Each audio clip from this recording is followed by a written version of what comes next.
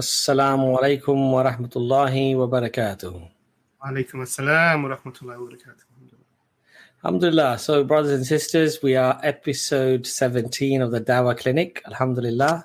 It's amazing how quickly the episodes have gone. MashaAllah, the previous stream we had, I think that was also a really good stream. If you haven't had a chance to watch it, there were some really good people who came on and asked very interesting questions. MashaAllah, that was the Doubt Busters stream that we had on Thursday. But today's Dawah Clinic, and it's this one is predominantly for, if not solely really for Muslim brothers and sisters to come in and ask questions that perhaps they've been asked about the Dawah, and perhaps they want some help on, some advice on. And as usual, if we can, inshallah, help you, we will. And if we can't, then we will, of course, try to speak to people of knowledge and try to get the answers for you. So Jazakallah khair for joining us. Just a word of reminder, this is probably the most popular stream.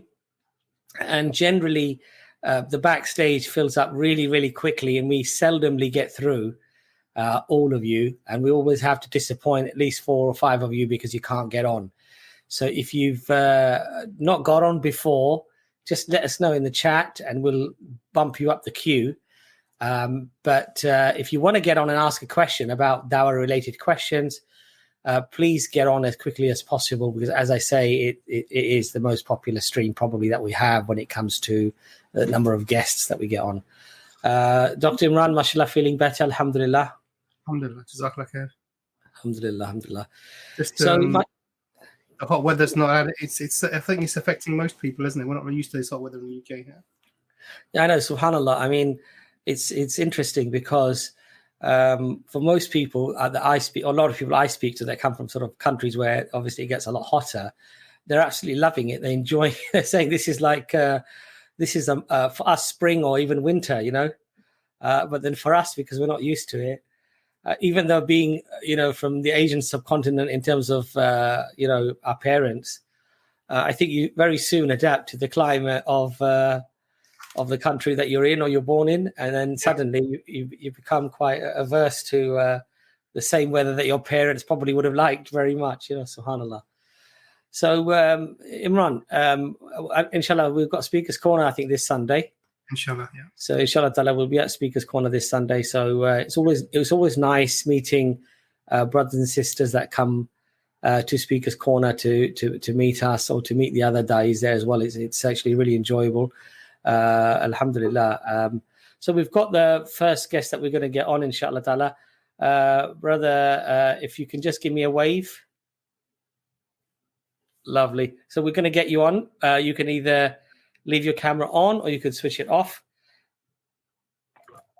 Assalamu alaikum.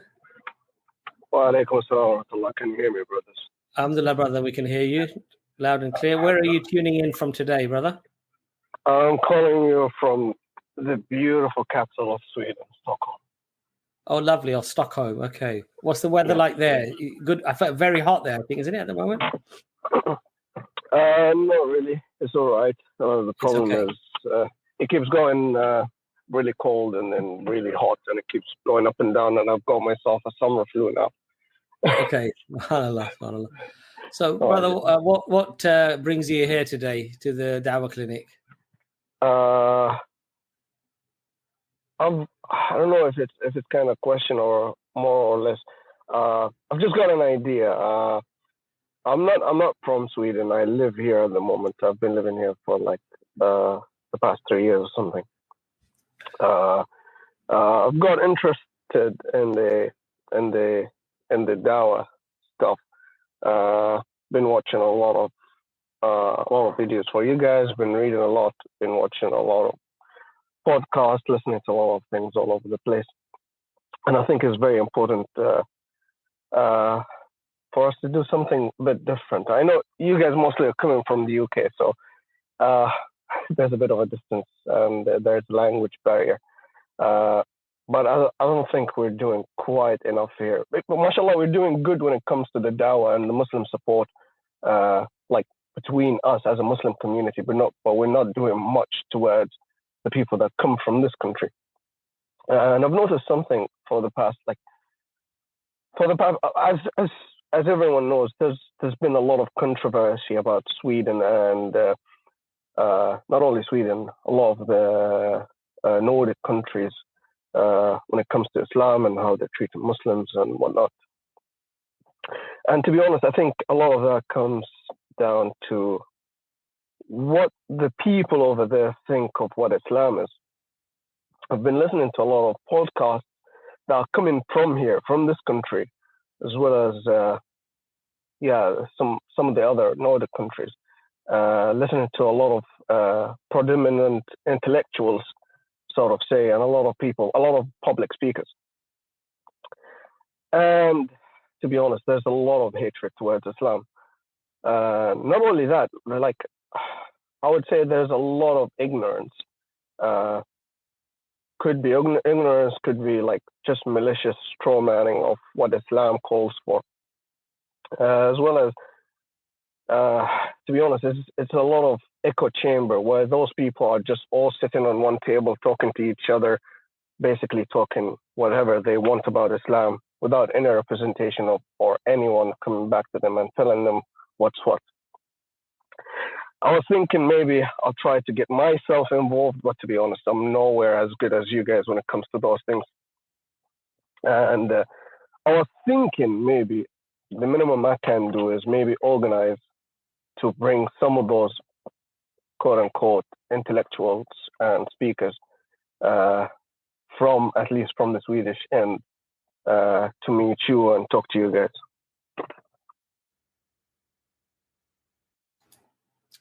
Yeah, I mean, I think the thing here is that Europe is definitely, generally speaking, more problematic when it comes to Dawah. And I think that's simply because perhaps the Muslim community is, in many ways, I think, more diverse, perhaps, in England, I think.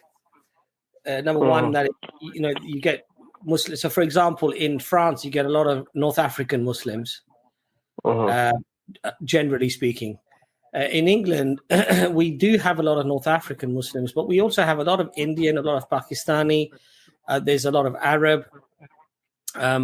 We pretty much from all over the world. So I think the diversity has been there, but also I think Islam's been here much longer than most other European countries as well.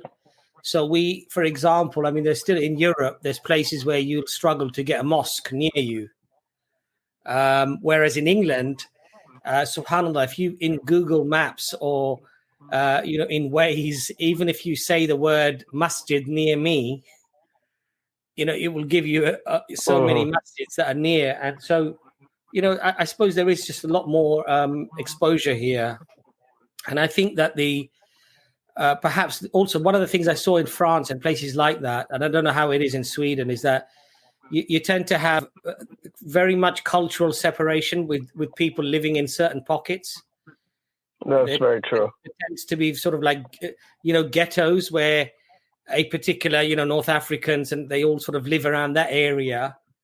And in London, I'm not saying that we don't have certain pockets where there is a higher propensity for certain nationalities, but it's still relatively mixed, and it's sort of quite a mixed bag in that sense, I think the main thing is really we've also had a lot of Tablighi Jamaat, and we've had a lot of Islam that was brought to this island for a significant number of years, for 30, 40 years. There have been lots of Jamaats that have been coming here, doing a lot of teaching, and I think all of that has definitely helped. Now, the answer really for the European Muslims, and I don't want to sort of talk about this in a way out of sort of like certainty, but from what I've seen, is that people just need to engage a lot more with Europeans, and if that's online or translating certain videos, whatever that might be, and just reaching out more, because I think there definitely is a huge propaganda industry, not just in Europe, but obviously in the United Kingdom, and also I would say in America as well, where no doubt many tens of millions or hundreds of millions of dollars are invested to create this misinformation about Islam. Because I think, so I think one can only do what one could do, but I think inaction is not the answer either. There has to be some strategy. There has to be some work being done. And inshallah ta'ala, I think that just as Islam is getting mashallah stronger and stronger in the UK, and I think in America as well, because people are actually able to access it. I think inshallah ta'ala that will happen as more and more da'is are working in Europe as well, inshallah. Yeah, it's certainly the case that there's a lot of propaganda here, and to be honest, the point you brought up about engaging with people from the public sphere here, I actually think that's really, really beneficial. But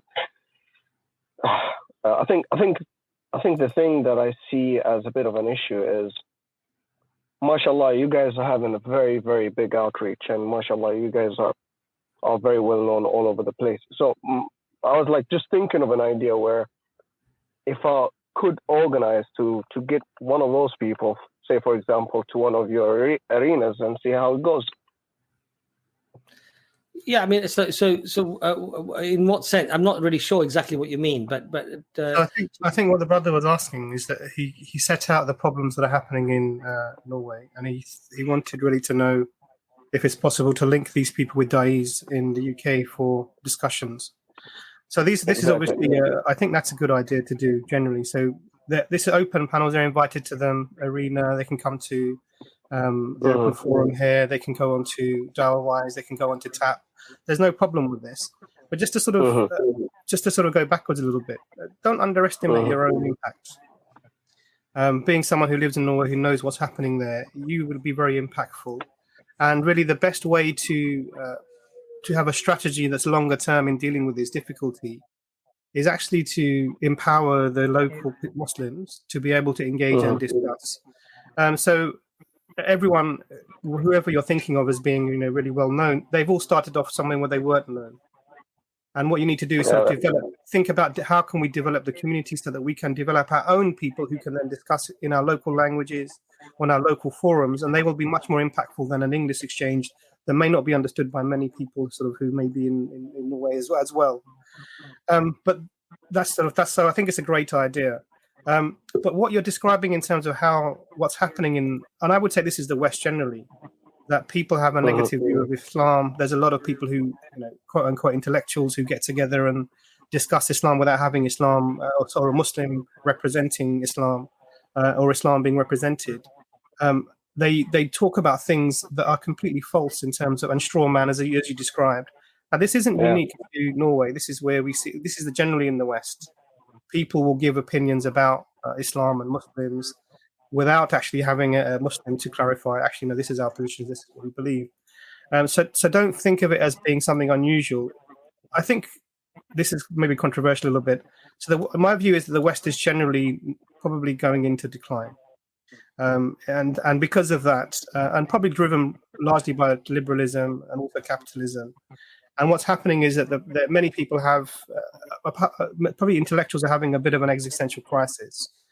And one of the easiest ways around these sorts of things is to talk about a clash of civilizations, a clash of different ideologies. And so these people who have sort of quite vociferous views about their own, what's the best way of putting it? Their own culture, their own intellectual history, they will bring these sort of common things forward and make Islam the enemy. In fact, even you've heard of Jordan Peterson's video he released recently. I mean, a complete rubbish video. My apologies. I mean, as an intellectual, he should know better than releasing a video like this. But this is trying to involve us in a fight that's not ours. Absolutely. So you see a lot of this. So I think your idea is great. aside from getting those people to link with da'is in the UK or wherever you would like, that's no problem at all. Aside from doing that, also then see if you can yourself become involved and get a group, a youth, grassroots movement where you can also empower the youth to then become the da'is of the future and make a big impact across many generations, inshallah. May Allah reward you for your efforts, my brother. May Allah give us the tawfiq, inshallah. Ameen, inshallah. Ameen. Jazakallah khair, brother, for coming on. Jazakumullah khair. Assalamu alaikum. Assalamu alaikum. I think Did you watch that video? Yeah, I've watched clips of it, of people commenting on it, and the clips that I saw were incredibly patronizing, and they were just so off the mark, really, that if he spoke to Muslims, even your average Muslim, he would not have come up with those sort of crazy ideas. Like, I mean, it was to be honest, for me, I was actually embarrassed for him that he was so off the mark. And I will watch the whole video, obviously, but the bits that I saw, I just deeply ill-informed. I'm just completely ill-informed. And, he means, I think he means well, to be fair. He's not one of those adversaries that you would say, or is even really an adversary, where he's standing against Islam, or he wants to do propaganda against Islam. He seems like a nice guy. He seems like he's trying to do the right thing, but his advice was just, as I say, so judgmental and so off the mark. It was just embarrassing, really. And I think this is one of the problems, and this should be a warning to all of us, really, which is that just because you're educated in one field doesn't make you educated and informed about every field. Stay in your lane. It reminds me very much of the scientist deGrasse. Is it deGrasse? Tyson deGrasse. Yeah. Tyson deGrasse, where he starts talking about religion and belief, and again, completely off the mark. He might be very good at what he does, which is, I think, physics or astrophysics or wherever it might be. I don't know what his expertise is in, and he might be very good at that. But because he's good at that, he thinks he has now an opinion that's worth listening to and sort of being able to lecture people about subjects he's got no qualification in. And I think Jordan Peterson is a classic example of that, really, to be honest. I think it was embarrassing. I definitely will watch it, though. Brother Aram, you're going to be on next, inshallah. You can leave your camera on or you can switch it off. Brother Aram, welcome to the stream. You just need to unmute yourself. Sorry. Yes. Assalamu alaikum. Can you hear me? Okay. Yeah. I watched the last screen, the Dawah Busters? Last screen, yes. Sorry, Dawah Busters, beg your pardon. Yeah, I was with you and with Brother Ijaz, and I asked you about the Dawah groups in Netherlands. Yes. And he said that he gonna email me about that. The groups gonna tell me where and who, but till now I didn't get any emails. No, contact from him. I know that Brother Ijaz has had his health issues, so it could be that. But inshallah ta'ala, did you email him? Did you email him or did you email EFDawah? EFDawah. I send the EFDawah the emails 2 times. So we've seen the email, brother. It's been discussed, actually. We'll just ask, and Brother Ijaz was going to do a bit of research to find out exactly who to refer to. Okay. So Jazakallah khair for reminding us. Remind him to get back to you.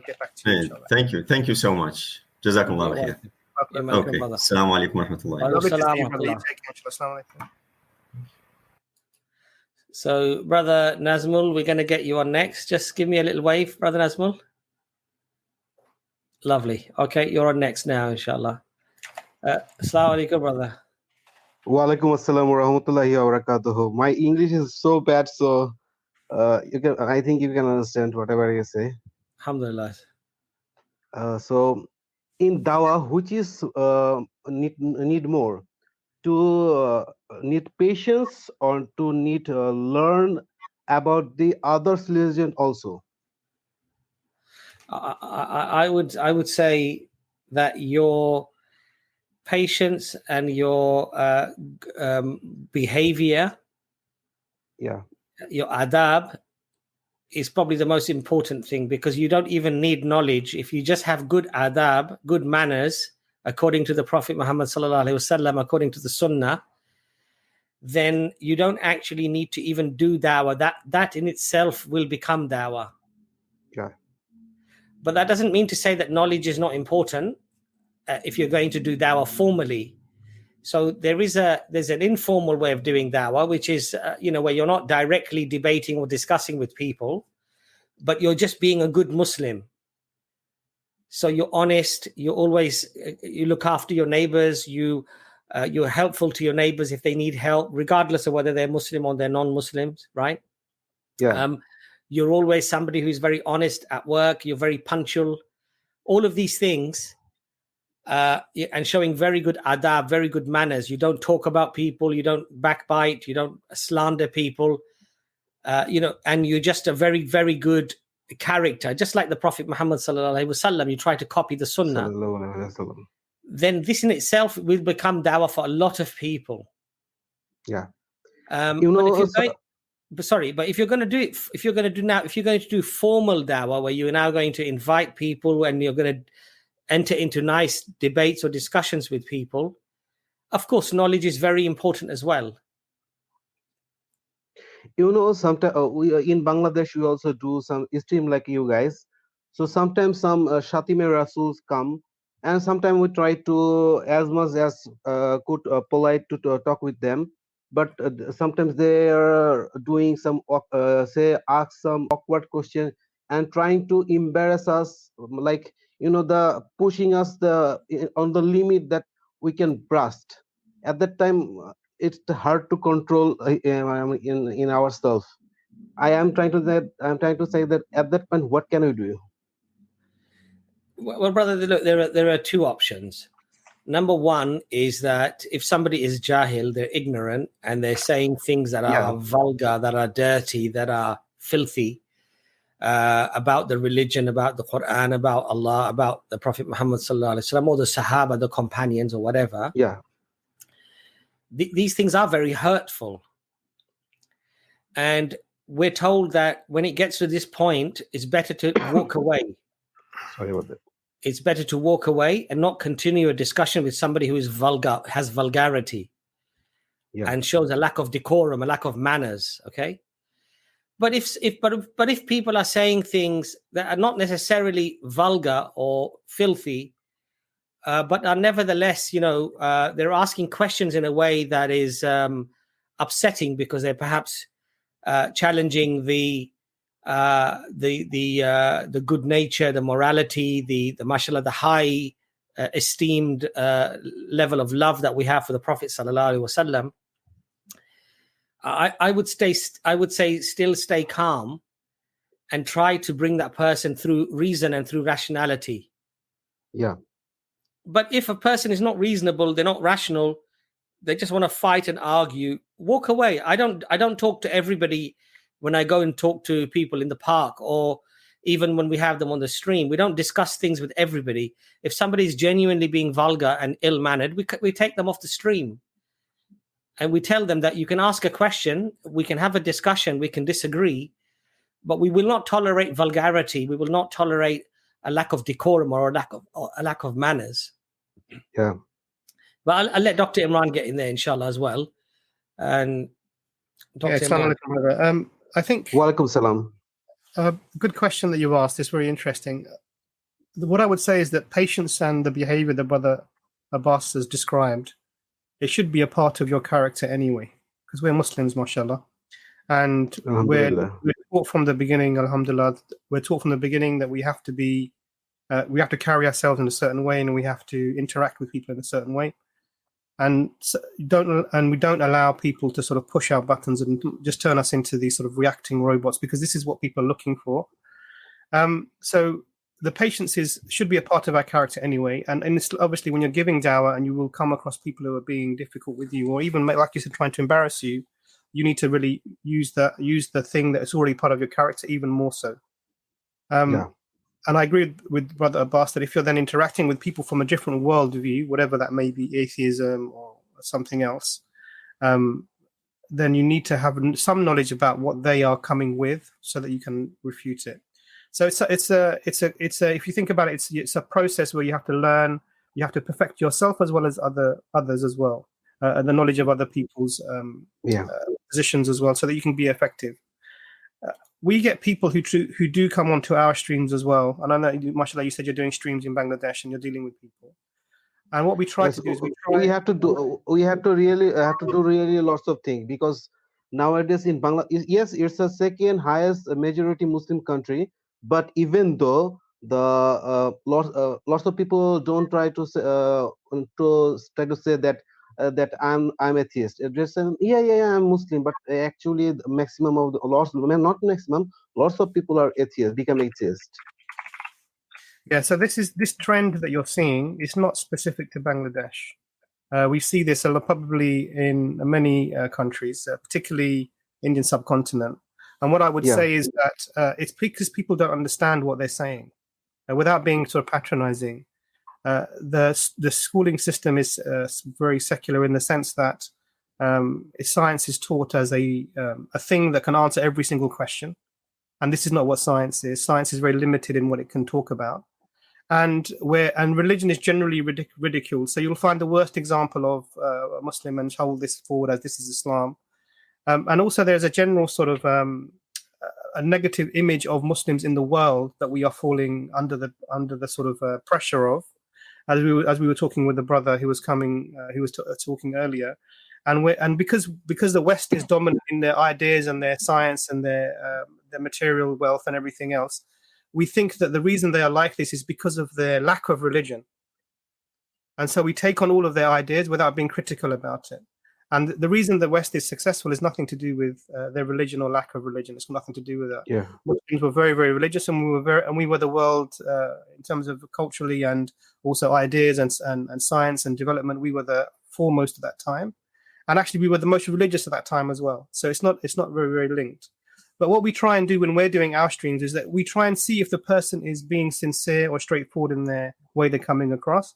If it's very clear that the person is being deliberately provocative or deliberately they're trying to do something to be rude, then we will inform them that this is not appropriate, and tell them, and usually Brother Abbas tells them that how the fact that they are doing this is a sign that they are weak in their own position, and we will try and remove them, but we try and answer any questions that are raised for the people who may be watching in case there are any doubts for them. So you have to protect the people who are watching as well as deal with the person. And then keep a note of who that person is. So next time they come, you are aware that this is someone who last time they came and did this, but we want to make sure that that they don't behave in this way. So when they come on, you set the rules for them. You have 2 or 3 minutes to make your point. Once you've made your point, we're going to respond to you, and then up to you what you want to leave. And that way you control the conversation a little bit, rather than allowing someone to just sort of continually be rude and insincere. So may Allah reward your work, because obviously it's clear that you're doing lots of dawah as well, mashallah. There is another thing. There's another thing. In not only in Bangladesh, even in the subcontinent area, there is lots of the Isai Masaya or the Isai Muslim or the Masaya Muslim problem is rising, and it's very much critical, making critical situation in our society. Assalamu alaikum, brother Izaz. Wa alaikum assalam. It's a pleasure to be on time. So what can I do? What can we do for that? What's the group name you said, brother? Masai Muslim or Isaiah Muslim, the new cult, the new group are coming up there. Okay, I never heard of those. So do you mean Christians pretending to be Muslims, or do you mean there's a different? Yeah. Christian pretending to be Muslim. Yeah, so they often call themselves Isai Muslims or Masai. Yeah. They'll add the word Muslim. Jesus into their name and add the word Muslim on. Yeah. Now, I'm not going to generalize about all Christians, but generally we see that in the past and even currently, that when some Christian missionaries interact with Muslims, they disguise themselves as Muslims. So they will use terms, they will use Islamic terminology. They'll say salah, they say all of these things. They will even so far as calling their place of worship a masjid, dressing as Muslims do, saying alhamdulillah, saying mashallah. They will do all of these outward appearance things, but their beliefs are Christian.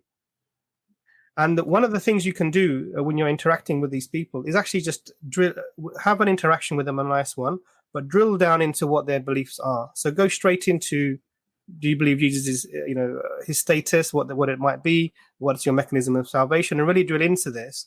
And what you'll find is that that they will have to, if they're being sincere and honest, they will have to say that actually, yeah, these are our beliefs. And then you can just tell them, actually, what you are a Christian who's pretending to be a Muslim.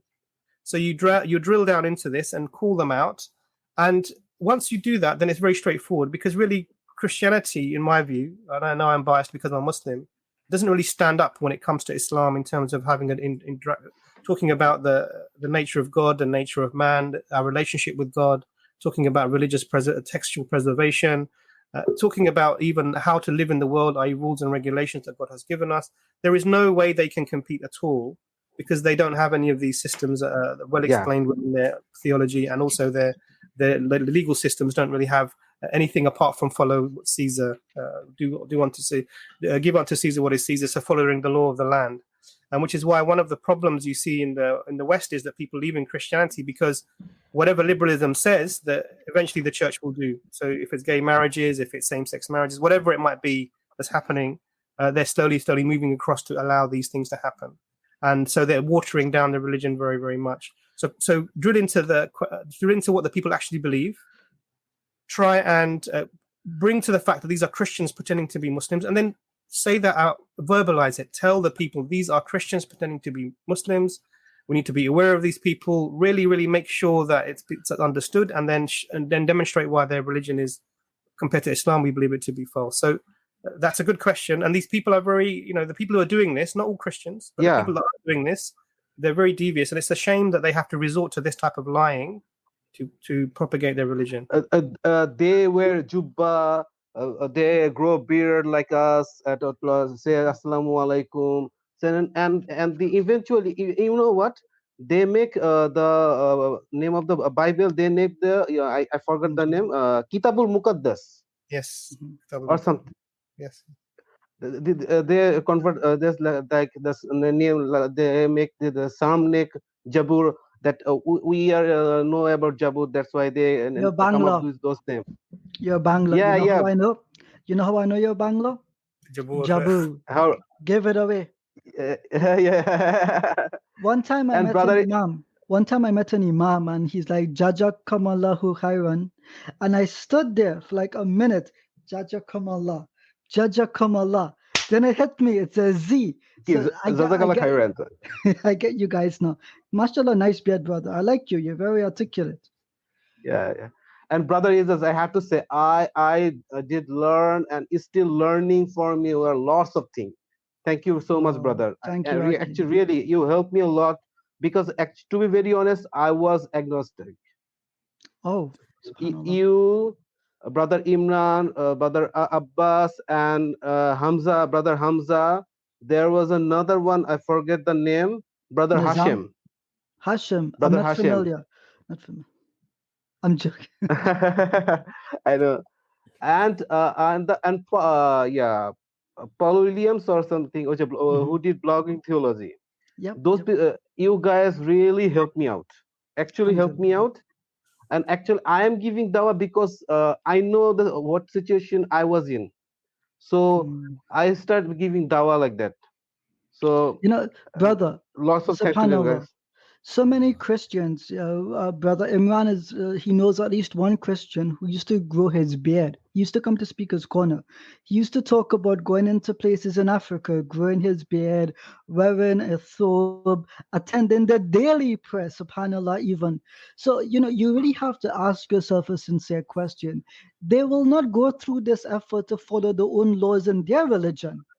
but they will go through all the laws in our religion to bring us to Christianity. Yeah. So in some way, subhanAllah, Allah has brought them so close to the truth.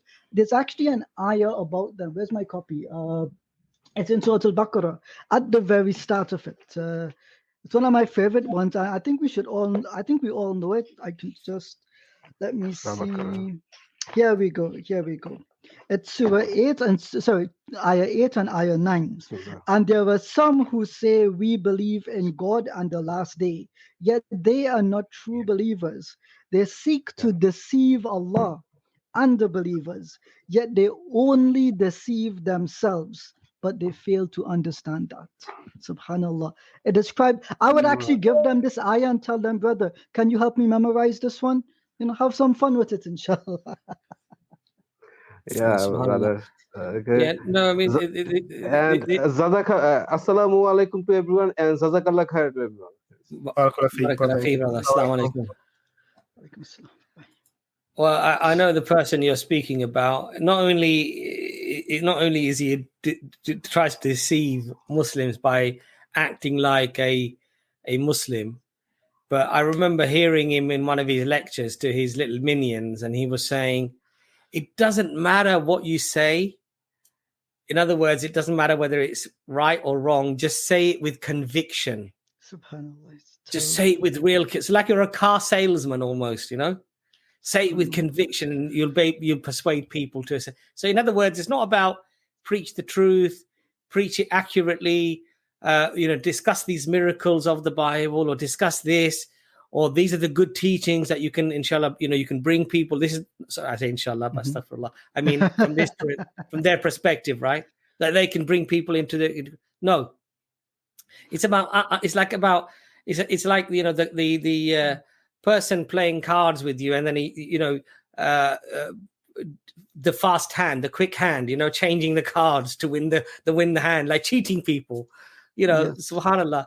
And I think the same man ducked out of a debate with you, didn't he, Ijaz? Yeah, he did. He actually insisted that we change a bit to exclude the Bible, because he came with the claim that the Bible is much better preserved than the Quran. So I accepted that challenge. I said, why not? Why not look at it, right? But when he asked me to delete the Bible from the topic, I said, but why would you change the topic last minute? For months, he had agreed to debate that topic under the impression it was either me or Ustad Adnan Rashid that would be the debater. And when the brothers in Hong Kong said, we decided this, brother Ijaz, I don't want the Bible on the topic at all. So can you imagine? Can you imagine a Muslim saying to a Christian, I don't want to discuss the Quran with you. It's we put this aside. We talk only about the Bible today. But my beliefs, you leave it. Am I debating an atheist or a Christian? Right? Subhanallah. So this is the quality of missionaries that are out there today. See, they could only bring people to Christ under the sword when they colonized our countries. But now that we have independence, technically independence, and we can speak the same way that they speak, but with better words, they can't challenge us any longer. Let me ask you a question, Dr. Imran and Brother Abbas. Are the churches empty in England? Which Muslim army stopped the Christians from going to church in England?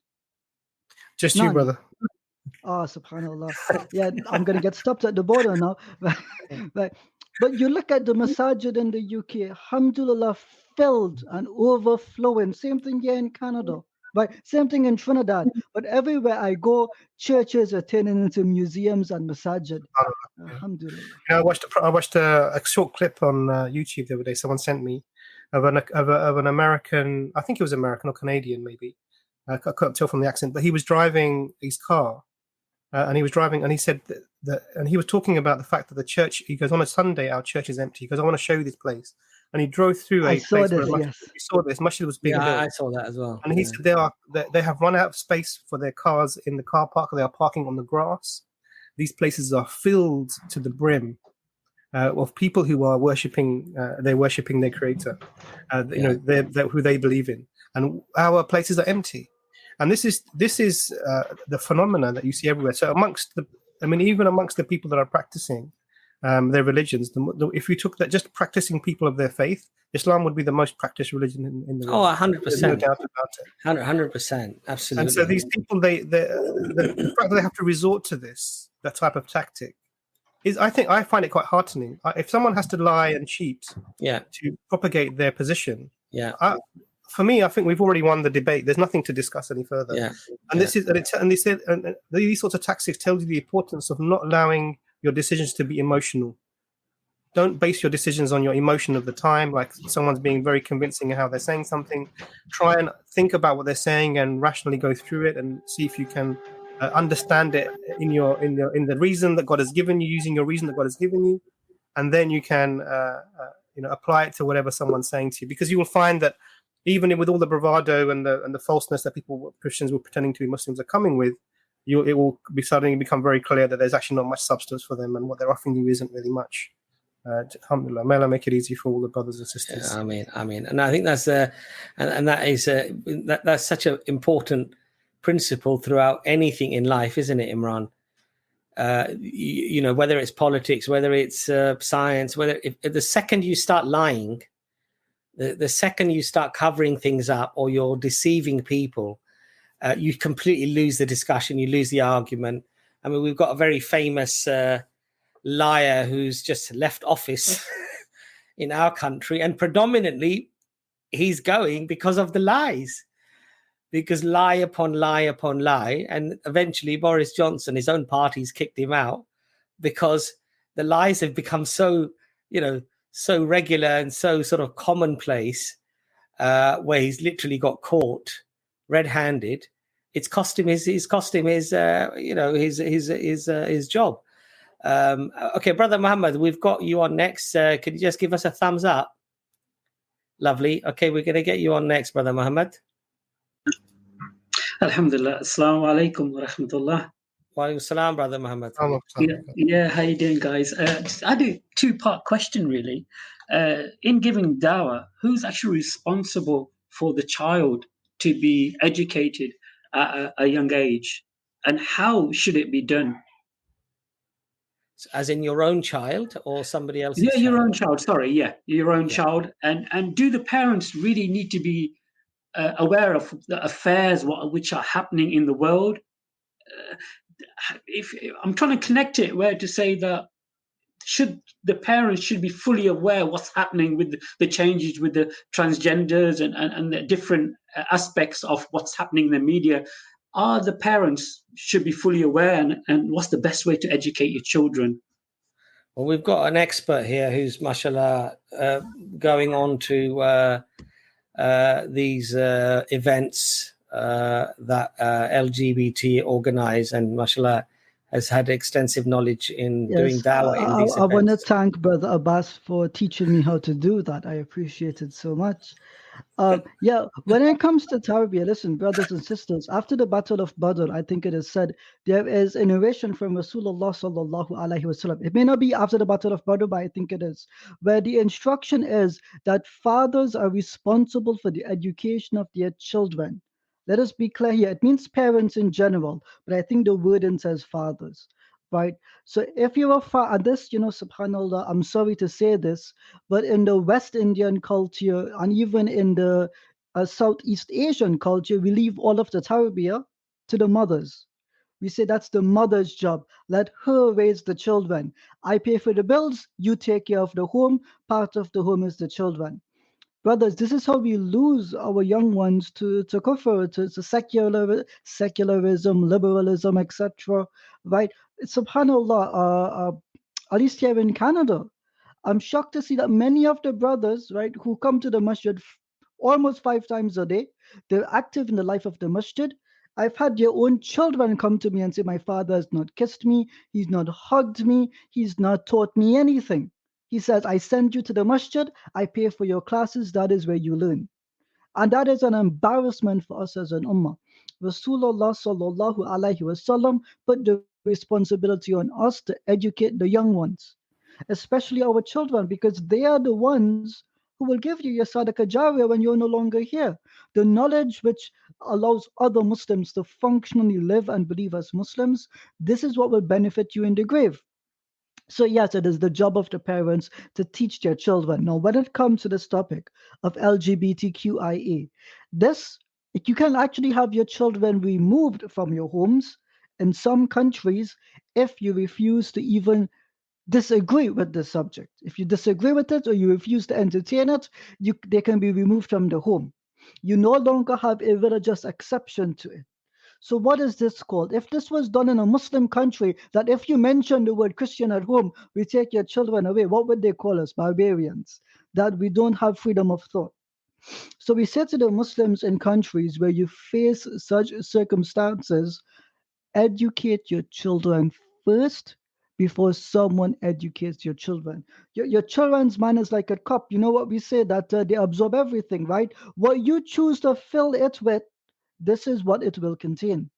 So what do you fill it with at home? If your children see you watching movies where, there is LGBT things happening, or TV shows, or music, artists that you entertain who do these things, your children will think that these things are okay. Now, we as Muslims, subhanAllah, we don't dictate what goes on into the homes of others. But at least we have the vital responsibility to know what goes on in our own homes. And children are children. They're innocent. They don't see things as evil. For God's sake, we have to warn them from taking candies from strangers, don't we? So someone dressed up in rainbow colors, someone reading books to them, they're going to accept this. It's, this is what happens. So fill their heads first. Be appropriate. Let them know. Society will choose things, but Allah has chosen other things for us.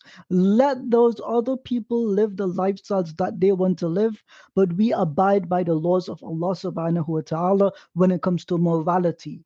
So yes, we live within the confines of the state. Yes, we don't do things that break the law, but on the same hand, we have to teach and educate our young ones. And let us be clear here.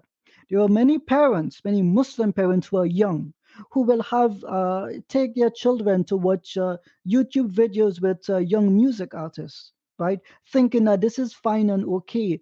But then they go to the Instagram pages, the social media pages, and you see these people are openly LGBTQ.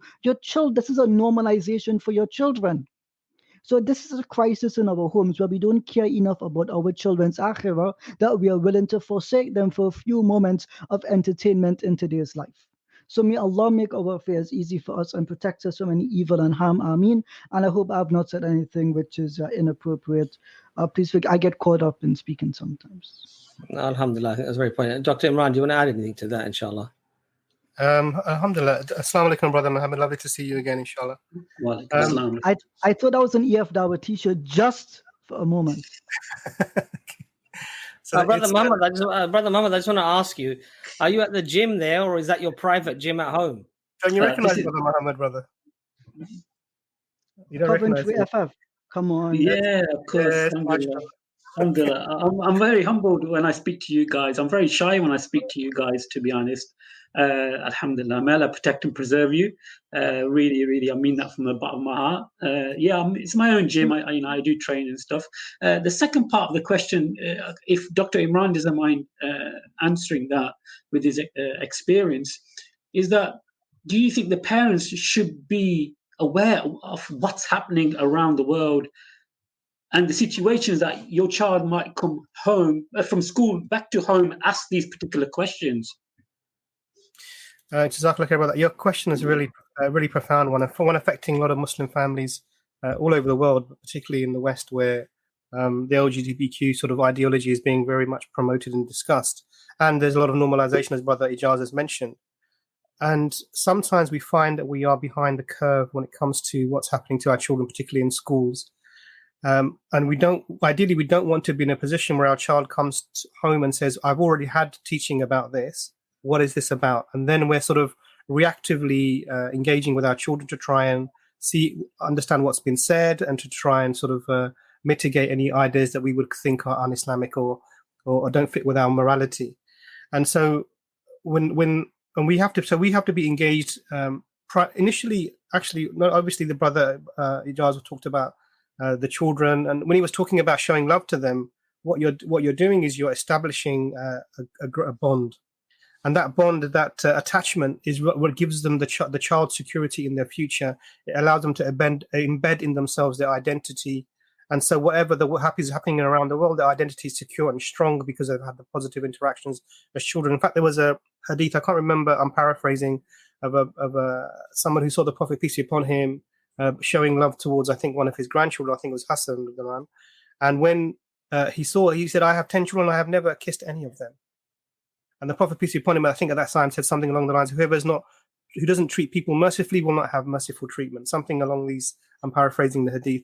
And this is really, really important about establishing that link and that connection so the children feel stronger and confident in their identity. They're loved as they are.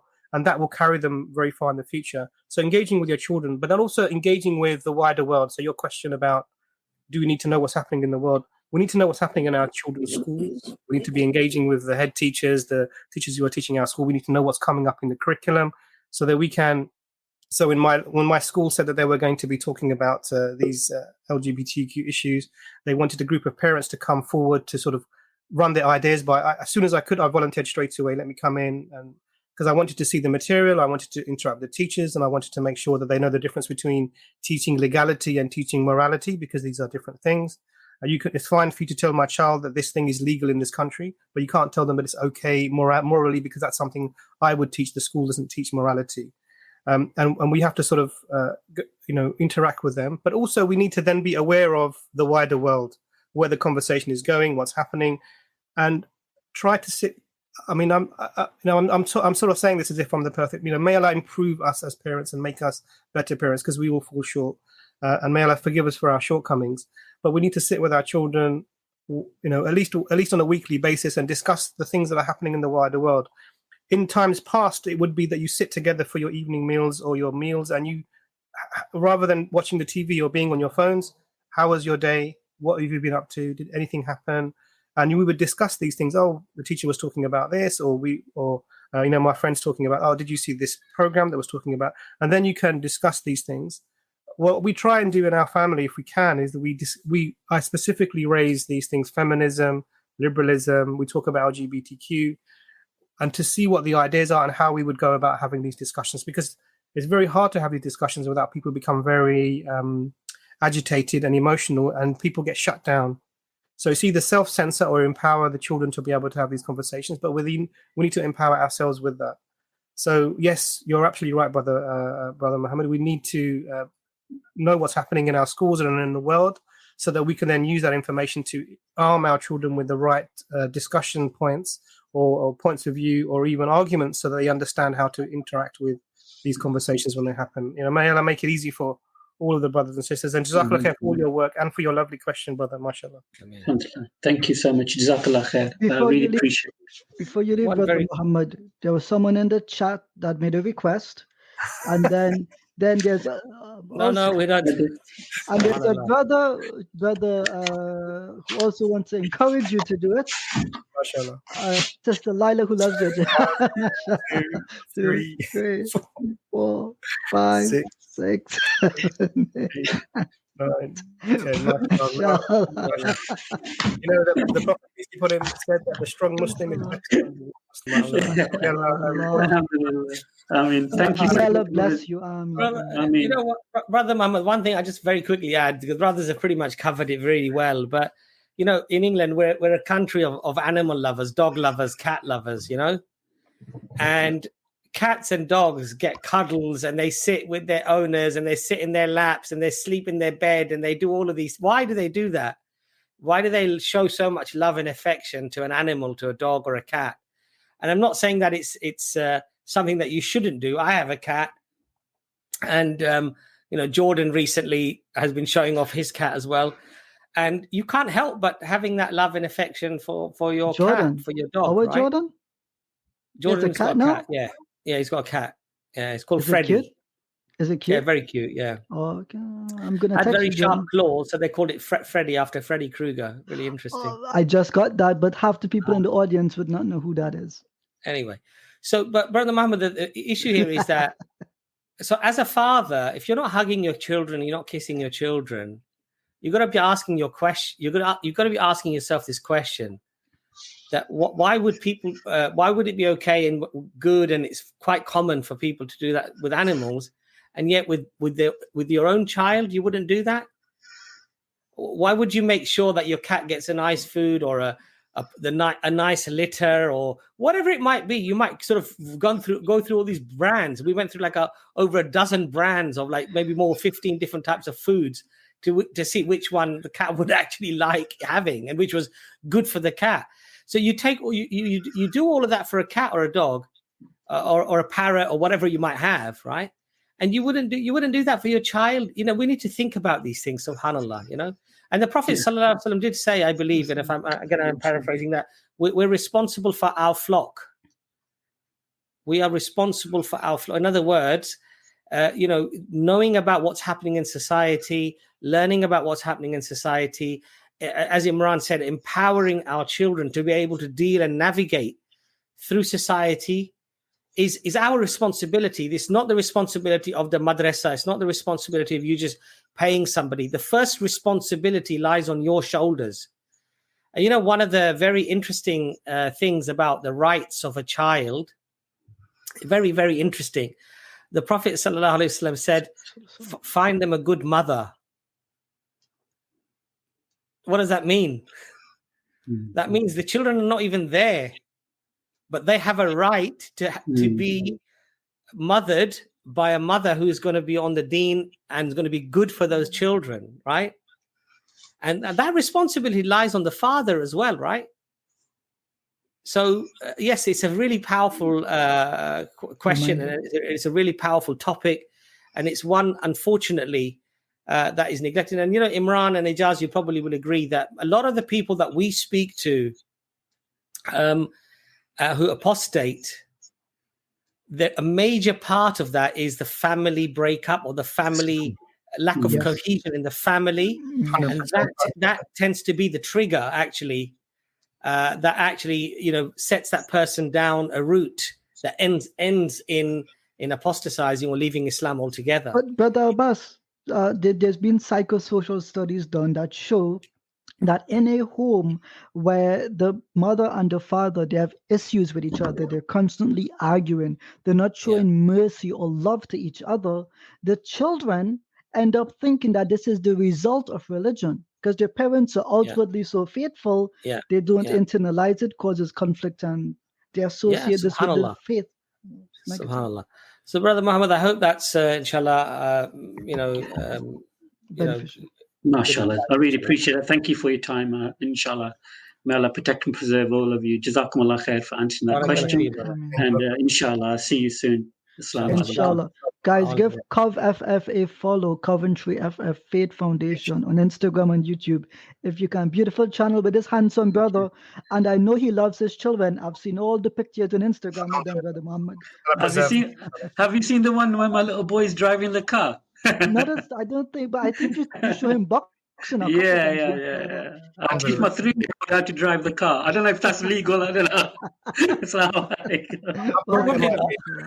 Probably not. Let's leave that out.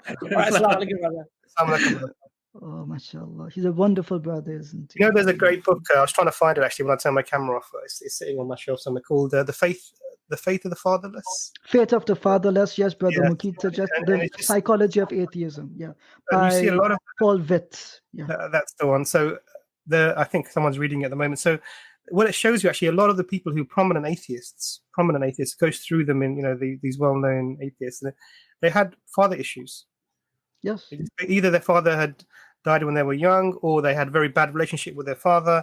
I mean, and that has led to then a breakdown of their trust in a, you know, father figure, as the person puts it in the text, which would be God being the one who looks after you and, you know, ultimately is in charge of you.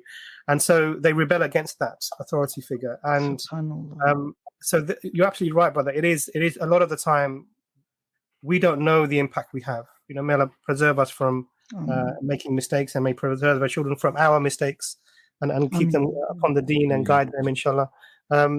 We really do need to, improve. You know, we do a course before we do the exam. But when it comes to marriage, we do the exam and then we learn things afterwards. And really, there should be some way of doing pre-marriage courses so that we get to know what our rights are and what our responsibilities are, whichever male or female you may be, to try and make us more impactful in the marriage, a positive marriage, and also be better impactful for our children. And this is dawah in a way, because the next generation, they need to stay with the deen. And so definitely the brother's question was very profound. Jazakallah khair. Amen. So Arish, you need to leave your camera on. You're in the backstage. Guys, if you come on the backstage, please put your cameras on. And again, remember this stream is a Dawah clinic. So if you have any Dawah related questions, questions that you may have come across that either you couldn't answer or you just wanted further clarification on, inshallah, you can come on and ask those questions. Arish, you need to leave your camera on. We need to be able to see you. You can switch your camera off before you come on. But you do need to have it on when you're backstage. Ijaz, how's your week been? Oh, let's not go into that. It's been difficult. Alhamdulillah, I'm alive. Yeah, that's pretty much it. We were on TikTok earlier today, got a couple hundred viewers, told them about the stream, and they had some really good and fantastic questions. A lot of people are curious about Islam, and we were speaking with mashallah, the cat man himself. Yes, yeah. Wa alaikum assalam, Habibi. Jordan, you didn't tell me you got a cat. I didn't get a picture of the cat. Have we fallen out, brother? Is it because I don't support your football club anymore? Like, what's going on here, brother Jordan? I know that you've lacked muscles and I've grown bigger than you, but is that really a reason not to message me anymore, brother Jordan? The cat does keep jumping up on his streams, and he does give it the odd little cuddle and kiss now and again. Yeah. He's showing everyone that he's a soft character, that he's not, not ruthless. That he's prepared to even. Brother Jordan did a stream on the book. He did. Yeah, so it's definitely worth. I think a little while ago, quite a while ago, but I think it's worth because he reviews the book, mashallah, and he goes through it. So it's probably on his channel, Jordan M. Inshallah, have a look at that. It's interesting though. And assalamu alaikum, brother. So Arish, you need to have the camera on, and when before you come on, you can switch your camera off, but you can't have the camera off and then be let on. So as long as you're aware of that. They sent a message saying that they're pretty sleepy. So I don't know how that means they can't turn the camera on. Yeah, so fine. I think it's probably better to get your sleep and then come on next time we do the clinic, inshallah. Inshallah. So, Mr. Ijaz, we've obviously discussed quite a few doubts that people have come up with, and generally speaking, the one thing that I think that always stands out when it comes to people having doubts or asking questions, Dawah-related questions, even when Muslims, for example, ask questions that are often of a very basic nature, that I find that it's often not even their own questions. It's somebody else that they're talking to or speaking with, and they're just constantly giving them doubts.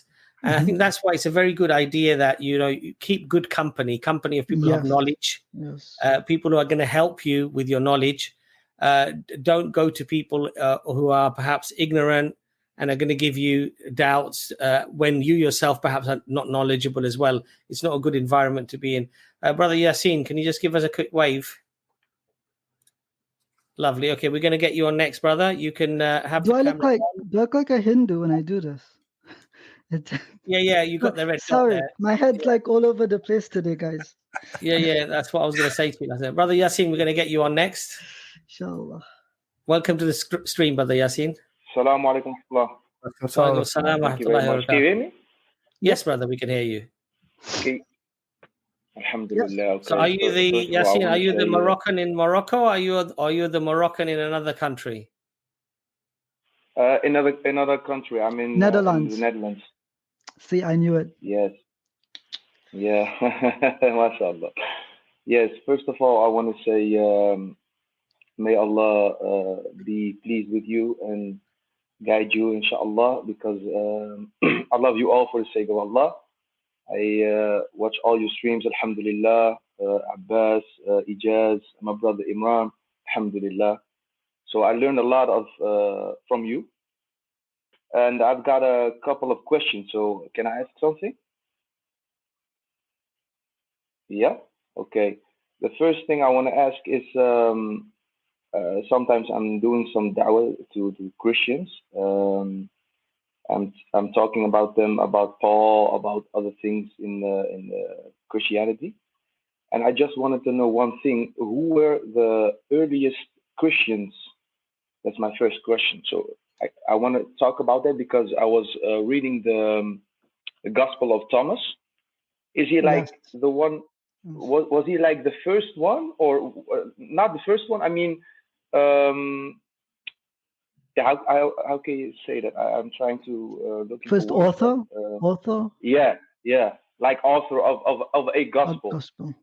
Okay, so that's a really complex question. The long and short of it is what we define as being a first Christian is quite complicated because there were multiple Christianities. Obviously, we believe the religion of Isa alayhi salam and of the Hawariyun that this was Islam.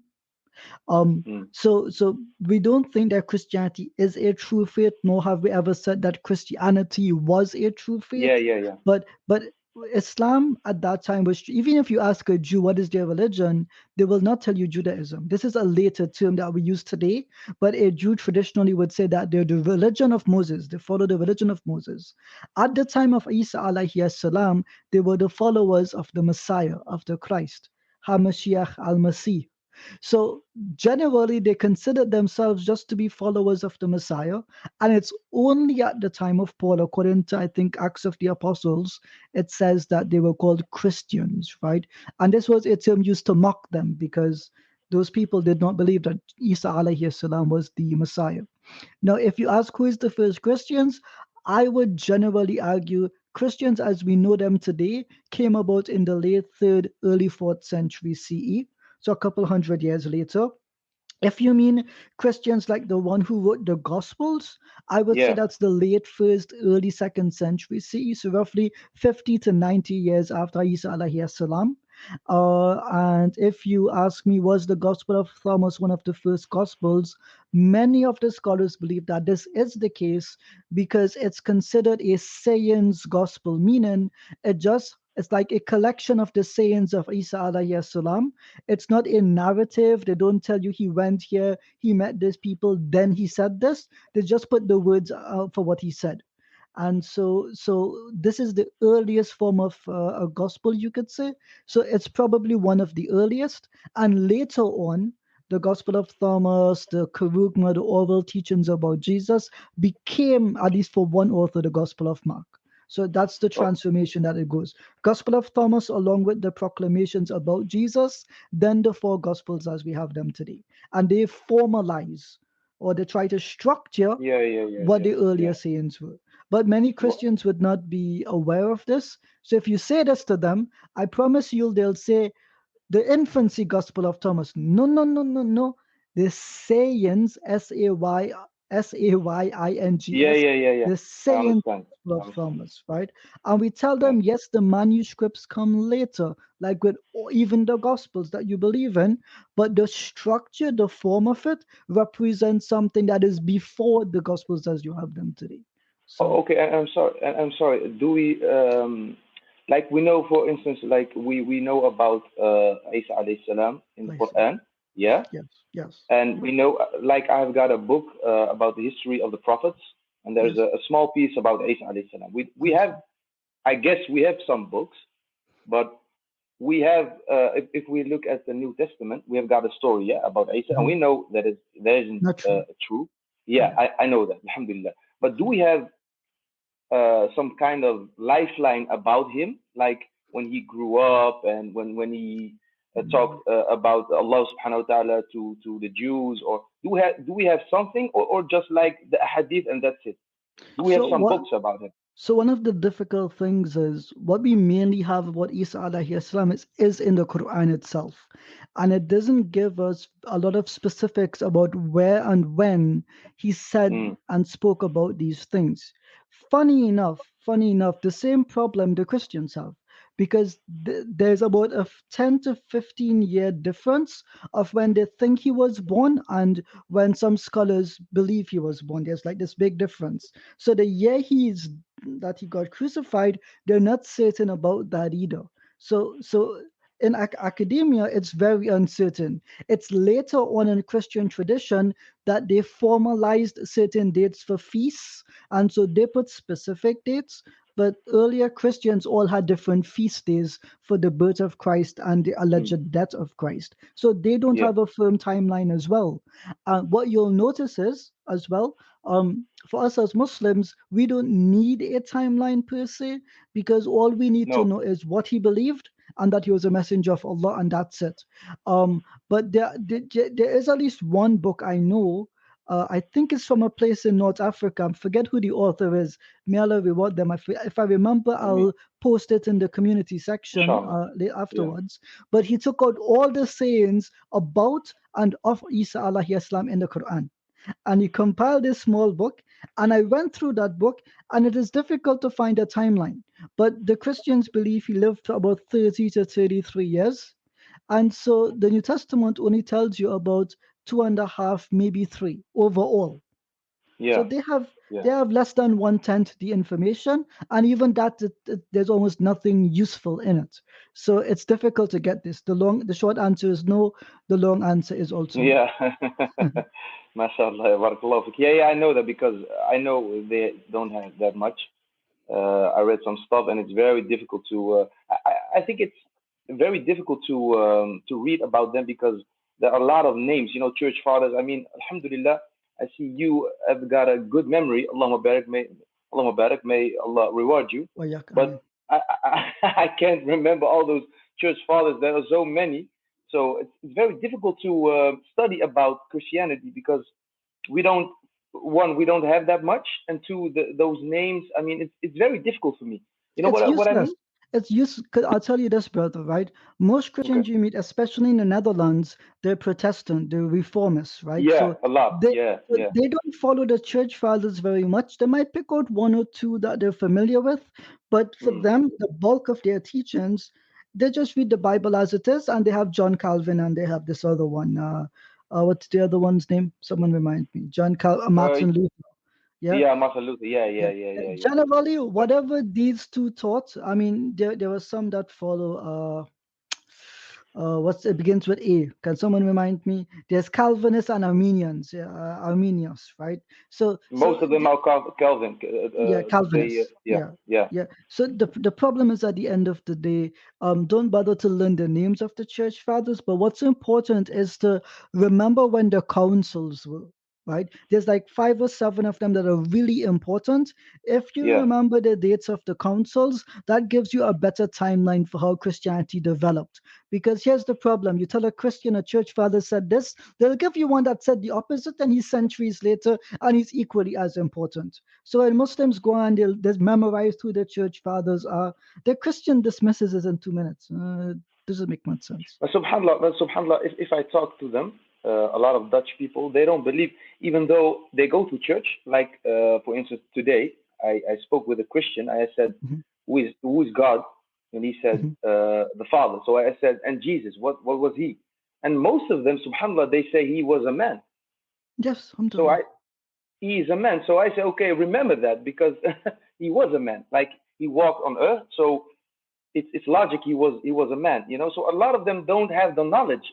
They go to church every week, but they don't have knowledge. Zero. Because it's part of culture. It's part of culture. For example, I went to a Catholic church service 2 or 3 weeks ago.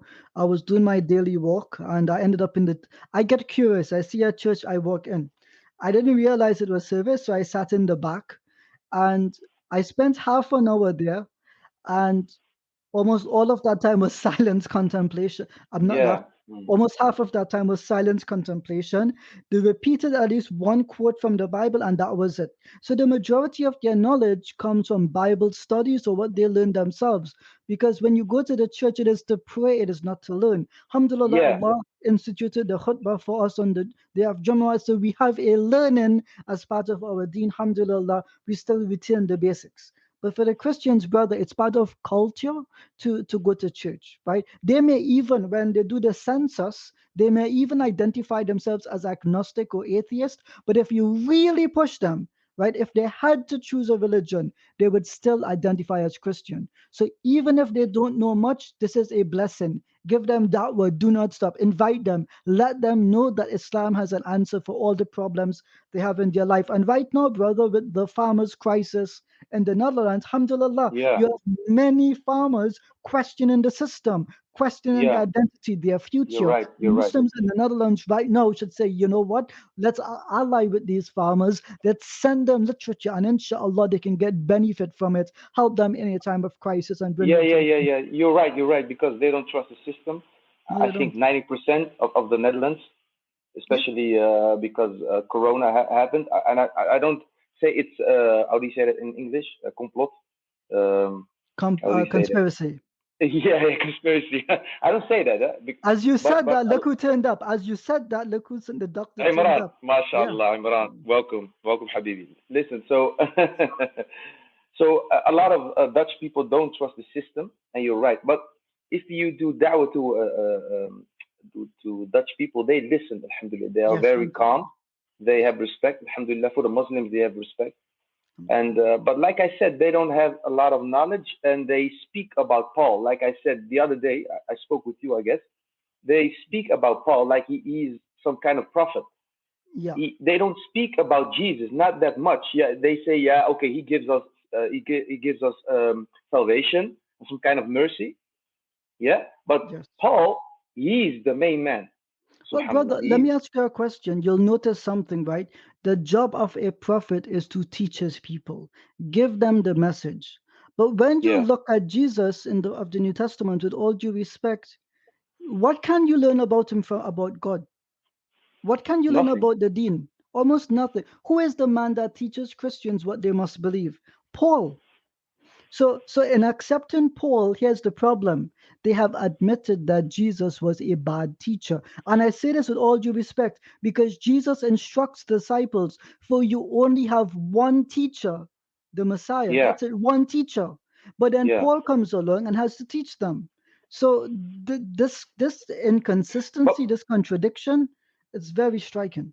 But why they choose him as main man? Because I don't understand that. Because if I read the New Testament, and I read it in Dutch and in English, I was surprised, because I didn't know the scripture, and I didn't know your streams. Was later on, but I saw Isa alayhi salam. I didn't see a God.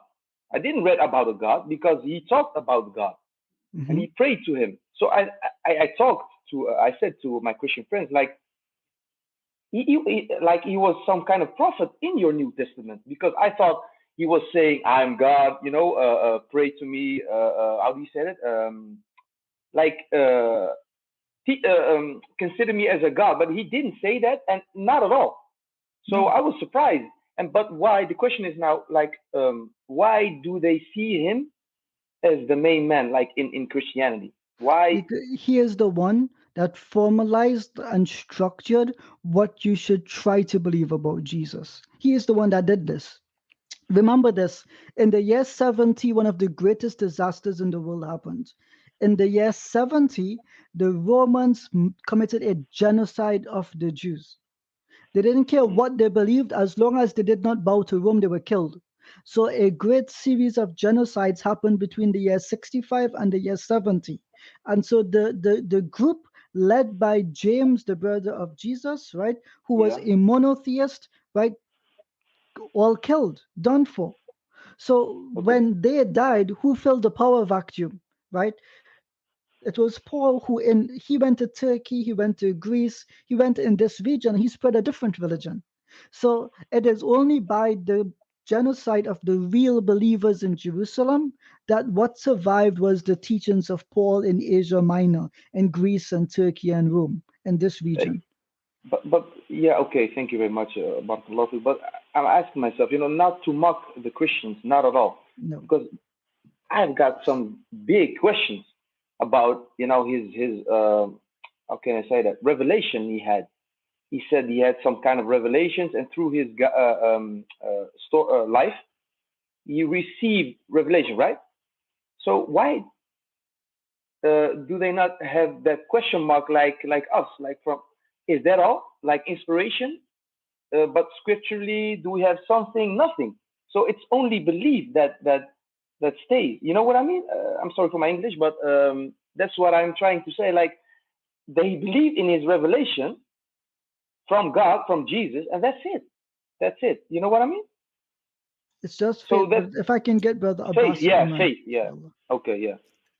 So Brother Yasin, I just wanted to ask you that do you like have a dawah stall there? How do you do a dawah in the Netherlands there? Like for me, for instance, I live in a small village, a small town, I guess. I just do it alone, you know, not with. We don't have we have a mosque, but we don't do dawah to Christians or something like that. I just sometimes to friends. Alhamdulillah, a couple of my friends, how do you say, they accepted Islam. Alhamdulillah. So there are some people, you know, it's like Allah guides the Muslims to do da'wah. That, like you, for instance, you believe in Allah that He will guide you to the people who will receive the truth. That's what I'm believing. So sometimes I walk outside, and if I am in a bus or a train station, and then sometimes I speak with people, and then we have a conversation, you know, about Islam, and then alhamdulillah we have contact on how do you say that, WhatsApp, or we call each other, and then alhamdulillah sometimes they accept Islam. That's it. Alhamdulillah, alhamdulillah.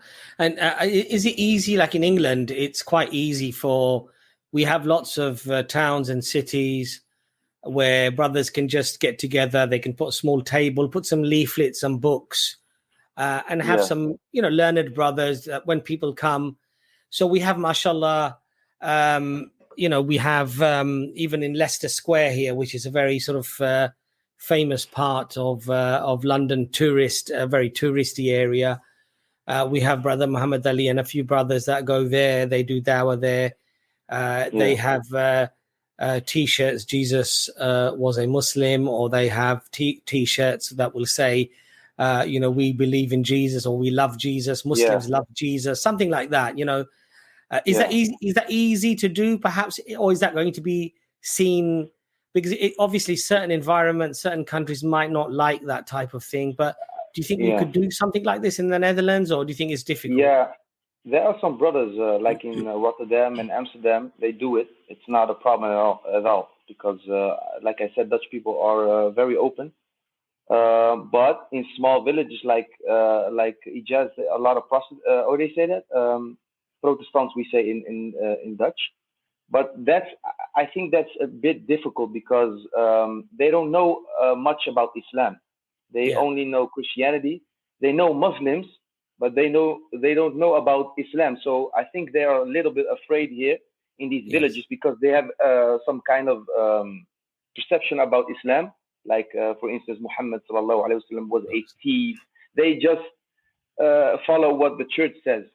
You know, they attack Islam. Like a lot of Christians, they say, for instance, one friend, he said, when I went to church, I said, they don't talk about Christianity. I said, they talk about Islam. They attack Islam. They attack Islam. They don't talk at Christianity. So it's very hard to do it in these villages. Yeah. Okay. But yeah. Because I think, is it Dr. Sabil? Is it Dr. Sabil who, and I like that approach actually. And that's something that EFDawah in the future would hopefully like to do as well, which is to invite the local community. Maybe to the mosque, or, you know, maybe if you have certain villages that have like fetes and fairs and things like this. Yeah. And then if you have a table, maybe with some Middle Eastern sweets or something like this. You know, and because, you know, all of these things, offering a sweet or food or something, or a drink, a smile. And just, you know, having a little sign, you know, your local Muslim community, whatever. I think all of these things can actually definitely help. And inshallah ta'ala, maybe things will grow. But alhamdulillah, mashallah, may Allah reward you.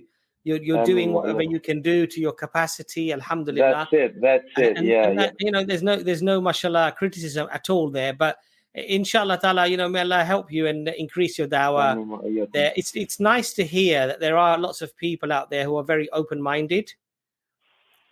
Yeah. And that is why it's essential and it's crucial that our Muslim community operate as good Muslims in the societies, because otherwise what you find, I was watching a program recently, well, maybe a few years back now actually, and it was about Italian towns and villages. And I remember one of the brother was saying that these people actually were very good to us when we first came here. The old ladies would come and give us money and say, you know, because they were so nice. But because some of us Muslims, we behave so badly that now they hate us. You know? Yeah. We've got the same problem. This is wallahi, honestly, the biggest problem for dawah often is us Muslims, us ourselves, you know. So may Allah give us the hidayah and the guidance that, and we're not talking about making a show.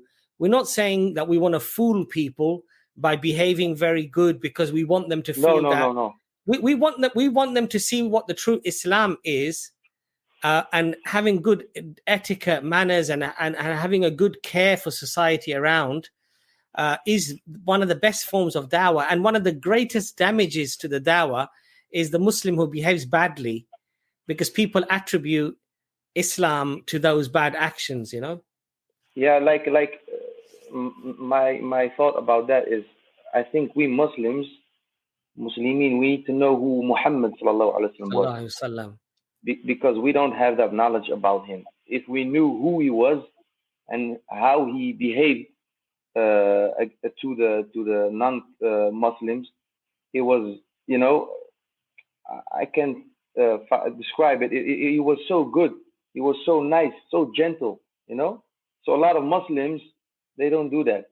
Not a lot. I can't speak for the whole community, of course, but you know, we have some youth, subhanallah, like here in Holland, we've got some problems here in Holland as well. So inshallah, may Allah guide us, inshallah. May Allah guide us. So and Imran, yeah. Anis has put a message up that Brother Aram would like to get in contact with you, Brother Yasin. So maybe if you leave, if you leave your email or something, we can maybe pass it on, or inshallah, or something like that. Yeah. Inshallah. Inshallah. All right. Alhamdulillah. Jazakallah khair. Brother Imran, do you want to add anything, inshallah, to that? No. I want to ask you. Yeah, please, brother, go ahead. I want to ask you something, because I saw a stream. I thought it was the history stream about the history about Christianity, and you said something profound, because it was about Paul. You said, why is it even scripture? So can you explain more about that? Like you said that, right? What was it? Sorry, what was the comment? He said, why, like the letters of Paul, why is it even scripture? It was profound, but maybe you can. Sure. Yeah. I mean, to be honest with you, I don't remember the saying that, but that is my view. I think one of the things with Paul, you were in your conversation with Abbas and Ijaz, I was reminded of a debate that I had, or a discussion that I had with a pastor in a church, local church near where I live. Abbas was there, I think, as well, and Brother Hamza was there as well. And in the conversation, what the pastor said was, I want to give you the most important statement in the Bible. And then he quoted Paul. It is not important what he quoted. He just quoted Paul. So in my conversation with him, the first thing I said to him, you said to me as a Christian, you're going to quote the most important thing in your Bible. And I was expecting to hear you talking about what Jesus saying this or Jesus saying, because he is literally, you believe, God on earth. But you quoted a man, Paul. Why did you do this? And there was literally a almost 1 minute of silence while he tried to work out what had happened. Because what he realized is that, and I said to him, so he didn't finish. So he had the 1 minute of silence. He was trying to sort of mumble something. So I said, listen, brother, I understand why this is the case, because you will not find your Christian theology on the lips of Jesus. You will only find your Christian theology on the lips of Paul. Paul will say the things that you believe. Jesus said, worship one God. He quoted the Shema.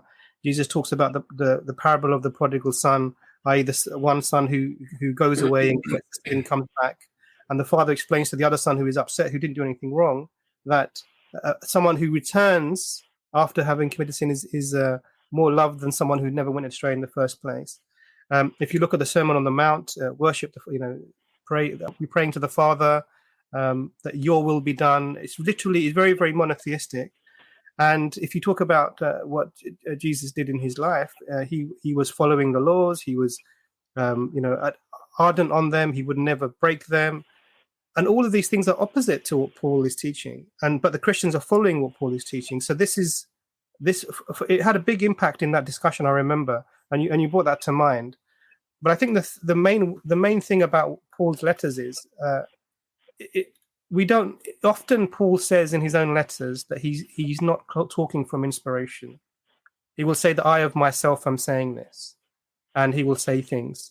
And then the question is that what if he's saying himself, and we're not able to distinguish between what he claims has been revealed as revelation and what he's simply responding to somebody in the letter. So in one letter, he asks to somebody, by the way, bring my cloak with you when you come. My cloak that I'm wearing, I left it there. Bring it when you come. Yeah. So how can we say that this letter has anything to do with revelation if the person thought that they were writing God's words to the people or being inspired by God to write? Why would you write in the same place? I've left my clothes at your house. Can you bring them? So for me, there's a big doubt on whether, obviously on the whole text, but specifically letters of Paul, whether they would be considered scripture or not. But alhamdulillah, brother, I can hear that you're doing lots of good stuff, mashallah, in terms of the dawah. May Allah reward you, may Allah increase you, and may Allah make ourselves sincere and work for his sake alone, inshallah. Ameen wa iyyakum. May Allah reward you, inshallah. I love you guys. Alhamdulillah. Barakallahu fikum. Maybe another time, inshallah. And brother, you can speak to Brother Aram in the private chat. On the right hand side it says private chat, so you can leave your message for him to get hold of you, inshallah. So I won't take you off the backstage. I'll give you an opportunity to speak to Brother Aram in the private chat. Is that okay? Yeah, of course, inshallah. Right. Jazakallah khair. Assalamu alaikum wa rahmatullah. Hayyakum Allah. Okay. Wa alaikum assalam wa rahmatullah. Barakallahu. So, alhamdulillah, that's most interesting. It's nice that there's so much, mashallah, concern and interest in doing dawah, alhamdulillah. And Europe, mashallah, is definitely becoming more and more active. So we've got a few of you waiting in the backstage. But guys, you need to have your cameras on. Saad, just give me a thumbs up. Said. Lovely. So we're going to get you on next, Said. Said, welcome to the stream. Assalamu alaikum. Walaikum assalam. Yeah, I think it's Brother Abbas. You've talked about Angelica Neweth.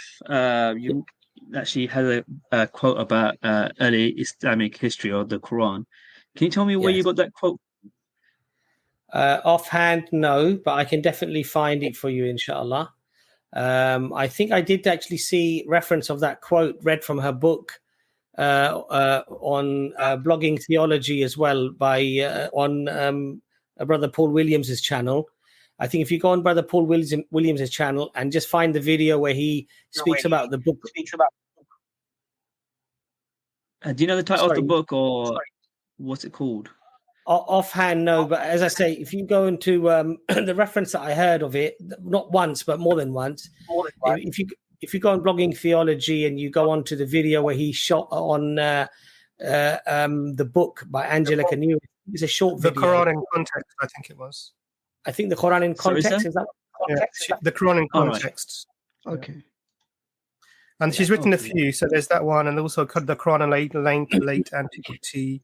So there's a few that she's written, and she's very clear. The position is really clear. So I'm sure you won't have trouble finding the quotes. If we come across it, brother, if you just send us an email, what we can do is we can link you to that quote directly, so that you can have access to it. It's always good. I agree. That's a great thing you've done. It's always good for us to reference and have references available. So if people do ask, we can then point them in that direction. But I think it's probably in the Quran in Context book that she wrote from 2009. But we can find that, inshallah. Okay. The reason why I'm asking is because I've been looking into the history of the hadiths and how they are seen from Western academia. I believe there are 3 groups in Western academia. And one of the groups, I believe, is a revisionist group, which they deny the hadith. From what I understand, they deny the hadith based on corroborating evidences. I think the most famous of the lot, or what they mostly base it on, is Joseph Schack. Yeah. So I've been trying to read up more information about it. I've read. I'm not very good with names. Sorry. Is it Azami? Sheikh Azami's Azami, yeah. response to on Mohammedan jurisprudence, I think, is the refutation book he wrote. Yeah. I think Dr. Iman is going to grab a copy of that very shortly. And his library is actually really, it's not CGI. He's laughing because I caught him. But yeah, brother. What were you saying? Please continue. Yeah. Can you just give me a brief rundown of the refutation against Schack's argument? I believe even in his book, I'm not 100% sure, but even he admits that his book is based on one source or limited sources. Is that correct? So the long and short of it is that when you ask us what the hadiths are, we have to realize that there is a living tradition and then there is the academic tradition. So it's hard for academics to understand sometimes, especially Orientalists, how, sorry, there's a bit of an echo, sorry about that. Yeah.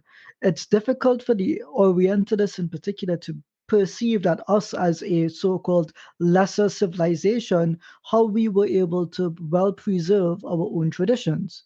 And one of the things we have to remind ourselves is, as an example, is the Hadith tradition. What does it tell us? How to fast and how to pray.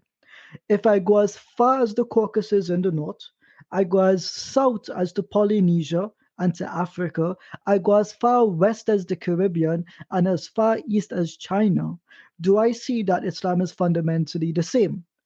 Are there 5 salah a day? Yes. Do we have the same limits for fasting? Yes. Do we have the same sequence of things that we recite in the salah? Yes. Do we have the same number of rakat per salah? Yes. So cohesively, our practice, our faith, alongside the hadith tradition is hand in hand. One cannot be divorced from the other. So in what matters do the historicity of the hadith matter?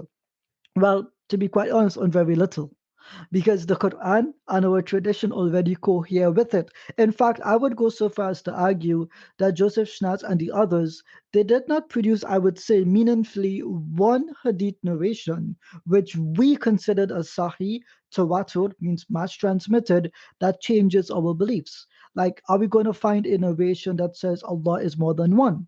Are we going to find a narration that says you actually pray 3 rakah for the Fajr Salah? You're not going to find such a thing.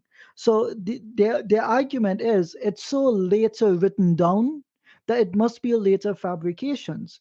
But there is a science which they don't account for. I'm just going to write out the name of the science in the chat, right? And the Isnad-Kam Matan method has begun to use elements of this science, schematics, right? Think of it like a root for a tree, and it spreads out. There's one common source, and it spreads out. And what they looked at was, well, how is it possible that this narration could be false if the people in the Maghreb and the people seen in China, they use the same general wording, describing the same act within the same limits, right? To fabricate something like this would be technically impossible.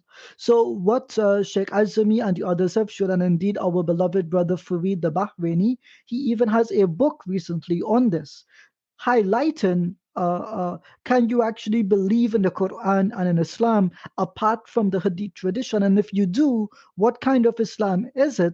And we see that the tradition is so tightly intertwined, it's extremely difficult to come up with even one narration that changes our beliefs. So I put it to you, brother, in all that you have read, have you seen them address the argument from schematics? Have you seen them address how intertwined the tradition is with the practice of our faith?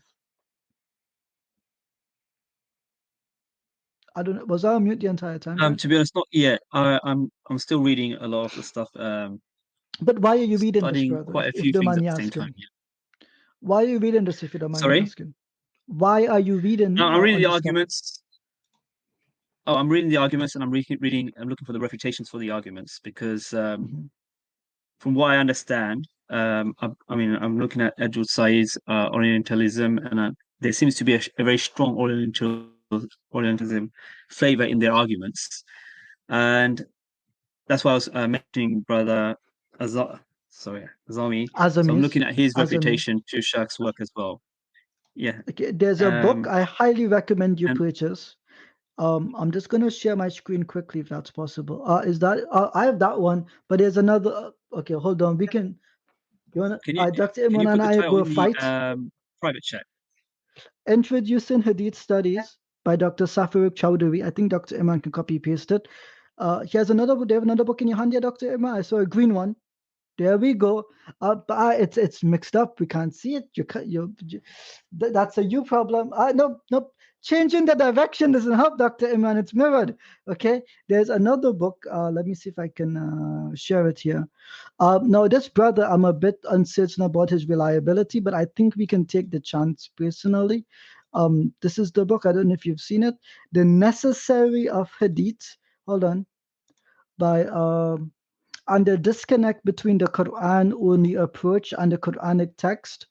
And I think it's by, see, even they didn't want to put the author on the screen, subhanAllah.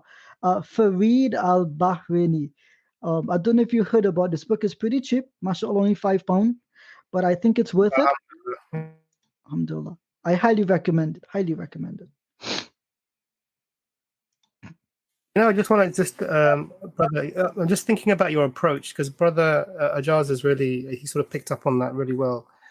So have you looked into the Islamic understanding of like our foundations and how we think about hadith before looking at the arguments? So you're looking at the arguments first and then trying to retrospectively get the responses.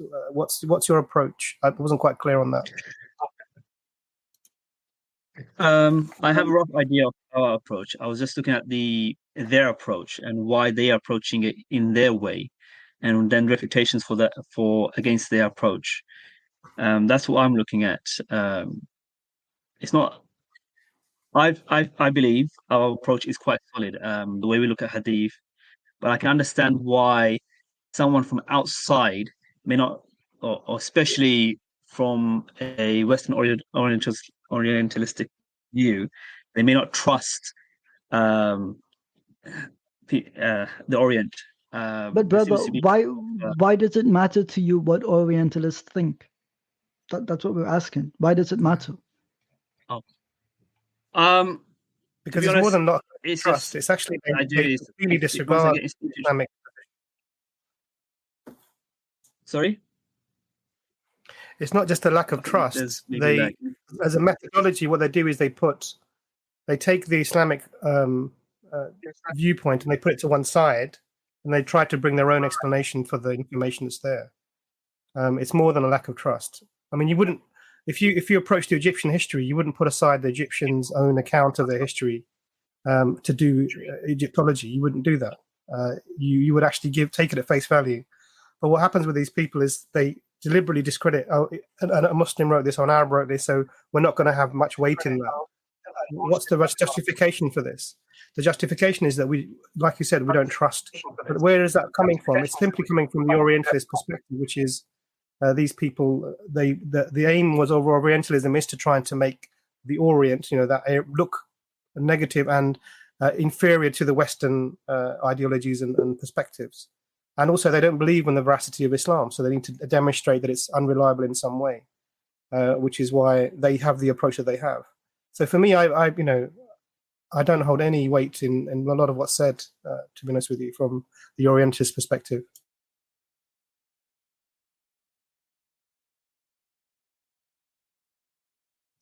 The reason why I was looking into it is someone actually came up with this idea saying that Western academia don't trust anything about hadith, so I started looking into it. What is the quote-unquote Western academia view on hadith? The more I read about it, the more it seems there is, even within Western academia, there is a split between three camps, where there is one which is reject totally, the other There's one camp which is in the middle, and there's one camp which is we're taking the sources from the Muslims, and everything seems to be lining up. So this is one of the reasons why I was looking into it. I was looking into trying to see the methodology of people that, especially revisionist camp, what they put in, and in my case, what I'm looking at is how sound is the methodology and what's lacking in the methodology that they've implemented. The other thing is sometimes I get introduced to ideas, and I just pretty much try to read as much as I can on the information that is available from the writers, from different scholars. And I kind of go down certain rabbit holes for a few weeks or kind of thing. It's just kind of a habit of mine.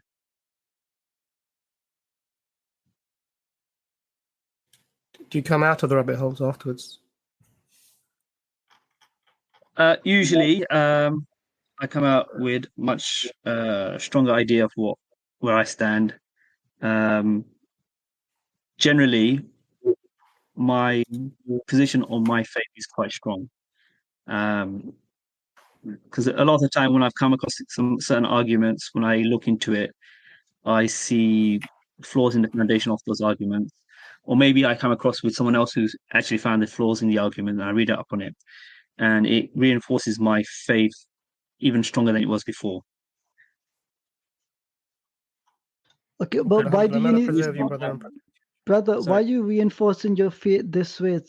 I've got to be honest. If you want to reinforce your faith, do what Rasulullah sallallahu alaihi wasallam has instructed you to do. Like, listen, I'll be honest with you. On the day of judgment, you're not going to be asked how many books of Orientalism you read, right? And I highly doubt you're going to meet people on the regular who are even going to recognize the name Joseph Snat. You can't even go to a masjid. I'm sure where you live, you can't even go to the masjid and be like, I read 5 of these books by these Orientalists. Can I tell you what I've learned? They're not going to care, brother. My advice is don't build your faith this way. Build your faith by, hint, reading the works of the Muslim scholars. Like, that is the better way. Have tadabbur on the Quran. Maybe these I type haven't of things. phrased myself properly. I hope so. The way I already have a strong belief in my faith Okay, that is not alhamdulillah. actually based on these kind of things. It's based on something that happened about 20 years ago. I've looked into my faith. How do I say it? I've came to a conclusion that there is a God. I'm not going to explain it here fully, but I came to a conclusion that there is a God. I've looked into several religions, and the only one that made sense to me is that it is Islam. And I've managed to, I grew up in a South Asian background.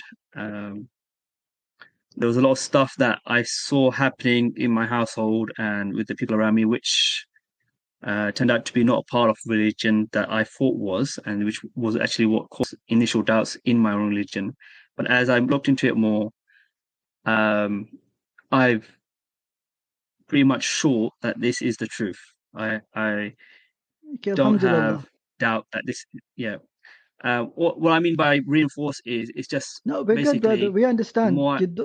You don't need to explain what the word reinforce means. We get you totally. May Allah bless you and make your affairs easy for you. Jazakallah khairan for joining us, and we appreciate it. Thank you very much. I just can you just put the name of the books into the private chat so I can just quickly take it down? Sure. I know Brother Farid's book. I did not order it yet. I will be ordering it in about a week's time. So when I have more time to read it. Inshallah. Generally, I'm using more of the PDF books because some of them are available for free. But since it's Brother Farid's book, I want to take some time before I don't read it when I don't have time to read it, if you know what I mean. Yeah, we totally get you on that. When it comes to Brother Farid's books, I take the same method. But yeah, Allah reward you. Thank you. Assalamu alaikum. Brother.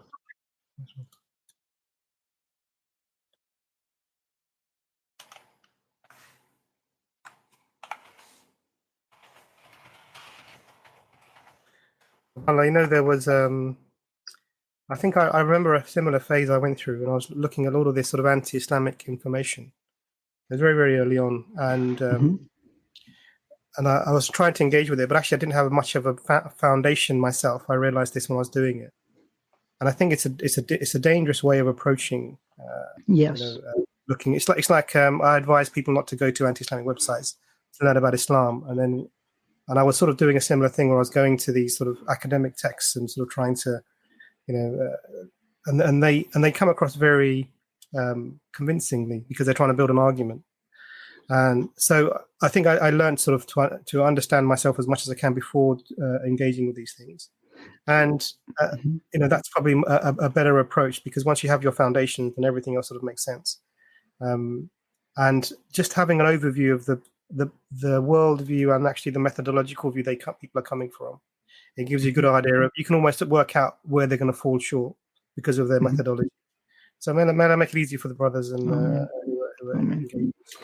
one of the advice I give for brothers and sisters who are impacted by the works of Western academics, Western liberals, these types of people, is you have to remember who's writing it. And I'll give you an advice. Go to Amazon, right, and read a person's review about mayo or ketchup or mustard. Just do it. Just trust me. And you will see the authoritative tone they take, as if they were decided experts on the type of vinegar and the concentration and the tartness of the vinegar, right? All these things. And then go read back the first couple of pages of an Orientalist's work. It's like they sniffed your own body odor and they were impressed by it, right? I understand that they write with an authoritative state of mind, but when you look, like, just flip through the references of the works that they have to cite, right? Who are they basing their arguments on? They actually have to go to Muslim scholars, and what they do is they don't cite the Muslim scholars, they cite the translators and the editors of the Muslim scholars' works, completely foregoing that, because they can't read Arabic in most cases. They have to go to the translators, and I've seen them layer entire arguments based off one or two words in a translation that are completely debatable. And I've seen this a lot often with, I'm not going to call any names like Alan Brubaker, but I've seen this so frequently. And I think Brother Fareed, one time we did a stream, I think, a live stream, and he was making fun of the fact the guy, not once did he cite an Arabic work, right? He cited the translation, but not the author's work itself. So here is the problem. We have so much wealth of data in Islam because our scholars were tedious and they were faithful, that they managed to be scrupulous about the things we wouldn't even nitpick about, right? They went a step beyond because that's how careful they were. That's how specific they were. So when I see non-Muslims trying to pick apart Muslim works, it's usually surface level, very surface level. And so I say to the Muslim, if you genuinely want to learn your faith, I promise you that any shubha, any doubt, any question, any line of inquiry raised by a non-Muslim, I promise you that there is some Muslim academic, some scholar, some faqih, some mufassir, someone of these people who has actually asked this question before and written about it in detail. And how do we know this? Because if you go to the books of, like, let's say Imam al-Ghazali, rahimahullah Allah, as an example, he actually debates himself in half of his books. He's like, here is the position, here is the response, and you're like, but this is your position. Why are you debating yourself? That's how critical they were. So Muslims, go to the Muslims first before anyone else. Otherwise, it's a waste of your time fundamentally. But this thing about not quoting the Muslim sources directly, this is you see this in even if you look at any studies of the Renaissance works that you find appearing in the West in the sort of 1600s, they take verbatim from Muslim texts that are available in Spain, Andalusia, and they quote them without reference, and they will actually take it on that I've written this treatise, whether that's Sir Francis Bacon, whoever it might be.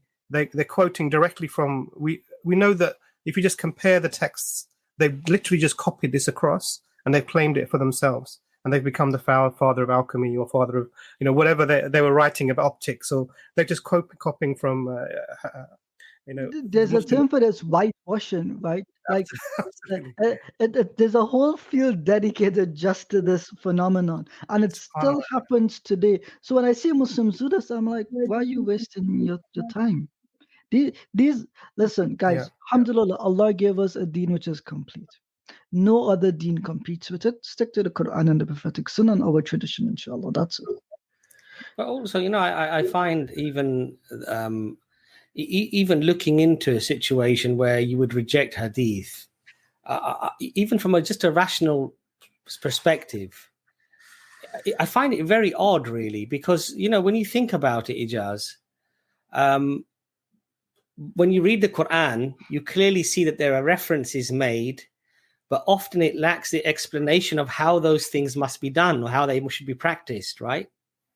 So therefore, that should automatically tell you that there has to be something else to explain the rulings regarding this matter. So, for example, as we all know, Hajj and the different aspects of Hajj and how we do the Hajj and the Safa, the Marwa, and all the other components or, practices, obligations during the Hajj pilgrimage, for example, we know that that's not completely explained in the Quran. It's not in the Quran. So rationally, what a person should arrive at is that there has to be some other explanation of obviously how this should be done. And it seems reasonable that the one who received the message should be the one who explained to the companions of how this should be done. And it seems reasonable that people who've recorded that teaching, recorded that message, that I should probably follow that. Mm-hmm. It's a very simple layman's perhaps approach, but you don't even need to go into very deep academia and, questioning this and questioning that. It's a reasonable assumption to make, isn't it? Very reasonable, right? Yes, it is. So then anyone that then says, oh, no, we don't have to listen to what the sayings of the Prophet were. In essence, what they're saying is that even if he did explain aspects of the Quran and gave us the full meaning of what those things were, like Hajj and all the obligations during Hajj, for example, we should assume that they're wrong, or we should just ignore them. It just doesn't make sense to me, subhanAllah, Anyway, so we've got two other people waiting in backstage. Guys, you need to have your cameras on, and you can switch them off before you come on, but we need to just identify you before you come onto the stream. So, Hamid, can you just give me a thumbs up? Then a wave as well. And a wave as well. Can we get a hug while you're at it? Okay, so Brother Hamid, we're going to get you on next. Inshallah. Brother Hamid, welcome to the stream. Assalamu alaikum wa rahmatullah. Walaikum assalam wa rahmatullah. Thank you for the hug. Thank you. Yeah, it's a long distance hug.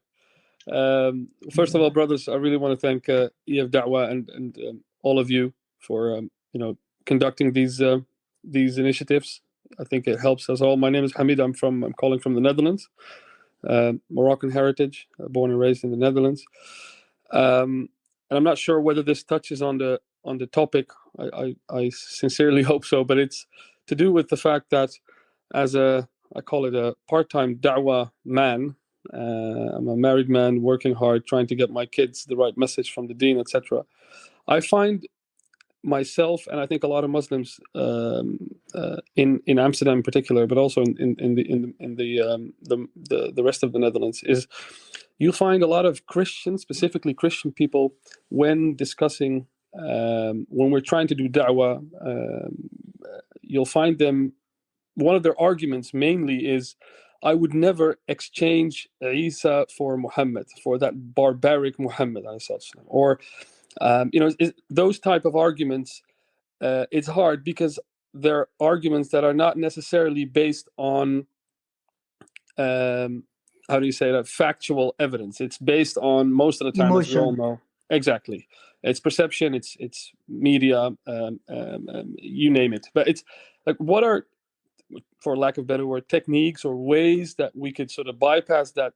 It's a stupid way of looking at things, right? It's like a fake love, I call it. For but this, you want to have fun with them? You want to have fun with them? Just ask them one question, right? It's a very simple question. What is a sin that causes a prophet to not be a prophet according to the Bible? That determines it, right? Right? Understand it. If Muhammad, peace be upon him, is not a true prophet, right? Then according to your book, forget mine, according to your books, 66, 73, 89, doesn't matter. What is a sin that disqualifies a prophet of being a prophet from God, right?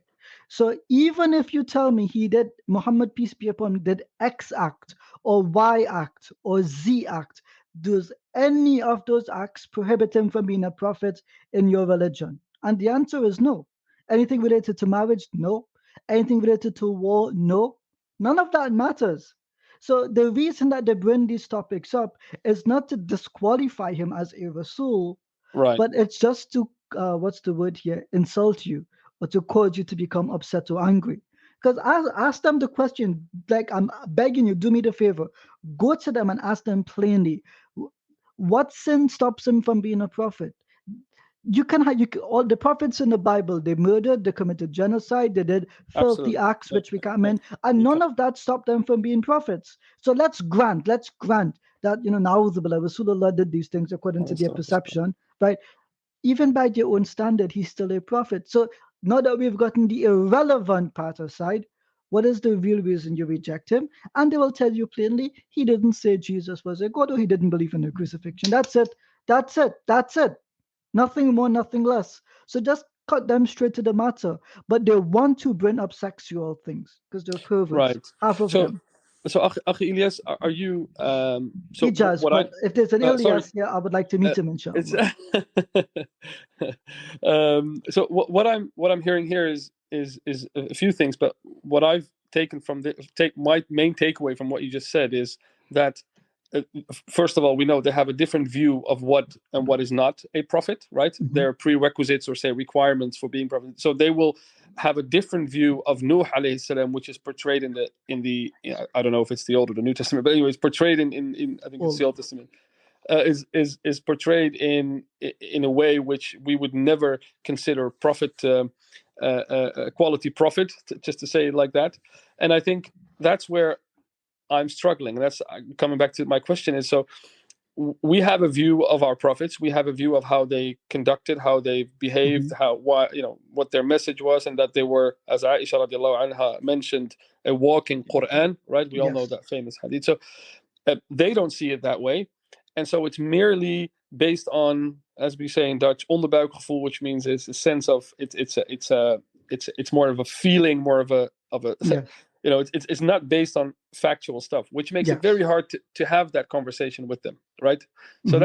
So are there tools or like what I just told you, cut them straight to the point. So what I said earlier, and then if you want to really break their belief, like break it, ask them a simple question, right? And for many Muslims, we know this question already. Let's go to the heart of their beliefs, right? They want you to believe that Jesus is God, right? This is what they want you to believe. Absolutely, yeah. So just ask them, you have 4 Gospels, right? Jesus lived his life in these Gospels. Jesus is the best teacher that you can have because he's God. God is all-knowing. The reason you go to teachers is because they know more than you. Jesus, if he is God, right? Where does he clearly teach? Listen to the words carefully. Clearly teach that he is God, right? I don't want something ambiguous. I don't want someone's reaction to what he's saying. If he is God, he should be able to communicate clearly to me. And what they will do, brothers, there are only 4 to 5 verses they will go to, right? And we have videos breaking down all of these verses. In fact, I did a live stream earlier today on TikTok, and I allowed a Christian to bring as many verses from the Gospels that he thinks Jesus directly teach that he is God. There were 200 of you watching, if you remember. 200 of you. What did the Christian do? I let him go to the verse and I read them and I broke them down in front of him. I swear by Allah, he got angry, began to shout and raise his voice, belittle, and then he left. Right. And it had so here's what they'll go to John 8:58. Jesus said, I am. John 1:1, but that's not his words. That's the editor's words. They'll go to John 3:16. Again, that's not his words. That's the author's words. They might go something to like Mark chapter 1, where it says that Jesus that John the Baptist is quotes Isaiah the prophet, and he prepares the way for the Lord, right? I had a Christian run this for me. He says, who is John preparing the way for? I said, the prophet. He says, can't you read it? Says the Lord. I stop him and I say, okay, let me understand this. Isaiah in the Old Testament writes a statement, prepare the one who is calling in the wilderness, he will prepare the way for the Lord. Yes, okay. Mark chapter 1, Mark quotes this and applies this quotation to Jesus. So I say, who is the prophet that it speaks about? The Christian will tell you it's John the Baptist. I say, good, thank you. So open up John chapter 1 and let's read what the prophet John the Baptist says about this prophecy. He actually teaches himself that this prophecy is about Jesus, a man chosen by God. So when it says prepare the way for the Lord, it means prepare the way to lead people to the Lord, and the one who does that is Jesus. That's what John the Baptist says, a man chosen by God. And the Christian said to me, no, you're interpreting. I'm like, oh, hold on, whose words is this? This is the prophet John the Baptist telling you what the passage in Isaiah means. Forget what you say it means. What does John the Baptist say? So you take that away from them. You let this happen. And so there's now only one more verse that they will go to, just one. John 20:28, where Thomas says, my Lord and my God, right? My Lord and my God. Brother, with all common sense, are these the words of Jesus? No, it's the words of Thomas. So then you have nowhere in the four Gospels where Jesus himself, who is the best of teachers and meant to be a God, nowhere does he specify for you that he is a God. And if his teaching method, let's be honest, if his teaching method is to leave you hints here and hints there, and to give you riddles here and riddles there, and expects you to believe that he's co-equal with God the Father because of these ambiguous statements, then you are right to disbelieve because it's not clear. Why can't God speak clearly about who he is? He does that in the Hebrew Bible. I am the Lord thy God, and you shall have no other gods but me. If anyone amongst you worships a god other than me, kill them. That's what he says.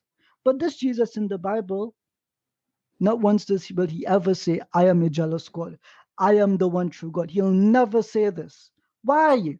Because they have no quotations where he says this. So if Jesus does not declare himself to be a God, I am right to reject him. And the Quran is correct. What does the Quran say when Allah asked Jesus, did you say to the people, take me and my mother, Maryam alayhi salam, as gods besides Allah? What did Jesus say? I had no right to say such a thing. And you know how this is true? Because he doesn't say the thing in the Gospels. So it proves the Quran correct. So this is what you do, brother. Ask them. You have four Gospels. 4 different people wrote down what Jesus said over several decades, almost 2,000 years ago, and not one of them could find a single place where Jesus clearly says he is God. Isn't that the greatest proof he's not God? Like this person says, John 8:58 is the clearest affirmation of deity. Do you know how it's not, brother? Do you know how it's not? In John 8:58, Jesus says, I think he says, Pren Abram, what's the word in Greek? Give me 1 second. I have my Bible here. Give me 10 seconds. I promise you I'll read it for you. 9, 8, 7. I found it. So too late. I found it. All right, I actually found it. No, I'm lying. Okay, I found it. Good, we're here. John 8:58. Here's what he says. He says, Pren Abram genesthai ego aimi. Before Abraham was, I existed. What does God say because they said that this is what Yahweh says in the Old Testament. Yahweh goes to Exodus 3:14. Moses says to Yahweh, who shall I say to the children of Israel has sent me? And Yahweh says in Hebrew, Ehya Asher Ehya, I will be who I will be. What does Jesus say? Not the same thing. When you translate that into the Greek, and the Christians did the translation for us, Exodus 3:14 in the Greek actually reads, Ego aimi ho on. Ego aimi ho on. I am or I exist as the one being. That's 4 words, Ego aimi ho on. Jesus let me read for you what he says. Pren Abraham Genesthai Ego Aimi. Does that sound like the same thing to you, my brother? To no one does it sound like the same thing. You have to cut the sentence by 75% to say that they mean the same thing. But let me ask you a question. If Jesus is God and he's using this to declare as God, what does he say in this verse itself? Does he say before the foundations of the world I exist? No. Did he say before the creation of time I existed? No. He says before the creation of Abraham, I existed. Brother, we all existed before the earthly Abraham, didn't we, in the mind of God, according to the same Bible, Ephesians chapter 1, verse 4? But if you want to take this as an affirmation of God, you just go 18 verses earlier. What does Jesus say of himself? What does Jesus declare himself to be? But now you are trying to kill me, a anthropos, a man who has told you the truth I heard from God. That's what Jesus says. He didn't say the truth I heard from myself. He doesn't say the truth I heard from my Father. He says the truth I heard from my God. All in all, John 8:58 ain't a proof that Jesus is God. I will send you an invoice for my time. And the next time you repeat such a thing, remember that Jesus says they were looking for a reason to kill him. So we care less about the reaction of the Jews. What does the Christian say? But the Jews said it's blasphemy. In the same passage, he said that the Jews lie like their father Satan. So who do I believe? Come on, guys, don't considering Flabas. You've been in the comments for how long, and you still bring these simple childish arguments that a man could refute by picking up the same Bible you pretend to believe in. Next time you want to bring this verse up, come on live and let's discuss it. We'll go to the Greek, we'll go to the Hebrew, and we will see how embarrassed you are about your own book. It does. You know, one of the additional things just to, sorry, Imran, one of the additional things just to add in there. I had medication earlier, so I left. You know, the Christians today seem very sure about, you know, this divinity of Christ, and they're very sure about exactly what they mean about the Trinity and whether Jesus is fully God and fully man. And yet 6, 7, you know, ecumenical councils over centuries to discuss these matters, and even then they didn't come to a conclusion that they agreed. The highest bishops, the highest scholarly people of Christianity, for 6 or 7 centuries, and they couldn't make their mind up about the essence of what Jesus was. So you know, you have to have a bit of humility if you're Christian. Don't come up with surety and certainty on matters that the highest of eminence of scholars and bishops, 300 of them, 400 that were invited to these ecumenical councils, and they couldn't agree. And as you were saying, Ijaz, clearly that shows that there wasn't clarity, and this teacher that was supposed to be the best teacher clearly did not teach, I'm God, worship me as you worship the Father. You know, he didn't say these things because clearly he wasn't God, subhanAllah. But he had 33 years as the best teacher. 33 years as the best teacher, and not once, even as a side note, by the way, guys, I'm God, just to be clear, not once. Can you imagine that? Right? Think about, like, I keep telling you guys this story, right? And I say this story every week. The boat is sinking with the waves, and they have to go wake up God to remind him that the boat is sinking. Listen, guys, they don't treat him like a God at no point.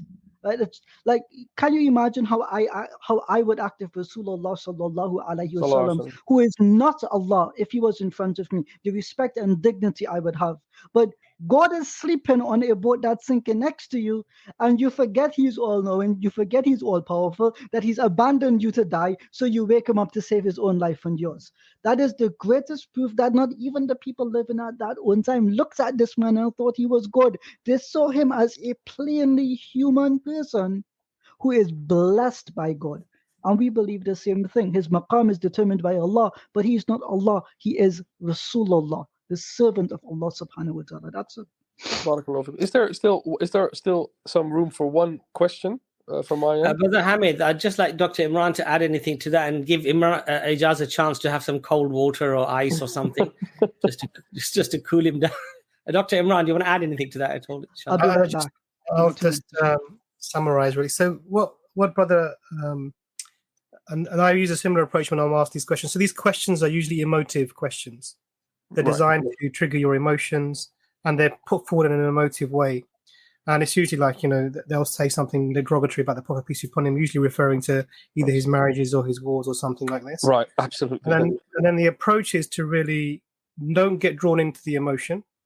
There's something called counter-transference that you use when you're dealing with emotional people. So the more agitated they become, you become calmer and you lower your voice and you start to speak a little bit more slowly. And what you will find is that the person comes down to your level of interaction. So you bring them to your level of interaction.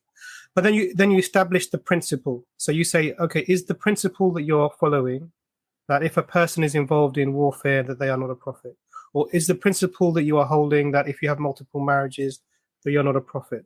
Or is a principle that, and you get them to agree the principle and then give them an example from the Old Testament, because everyone was doing everything that they claimed that the Prophet, peace be upon him, has done in a derogatory way, that all the prophets in the Old Testament have done something like this. So it's really about not getting involved in the emotion, coming down to establishing the principle of their argument and then giving them examples where it then works against themselves.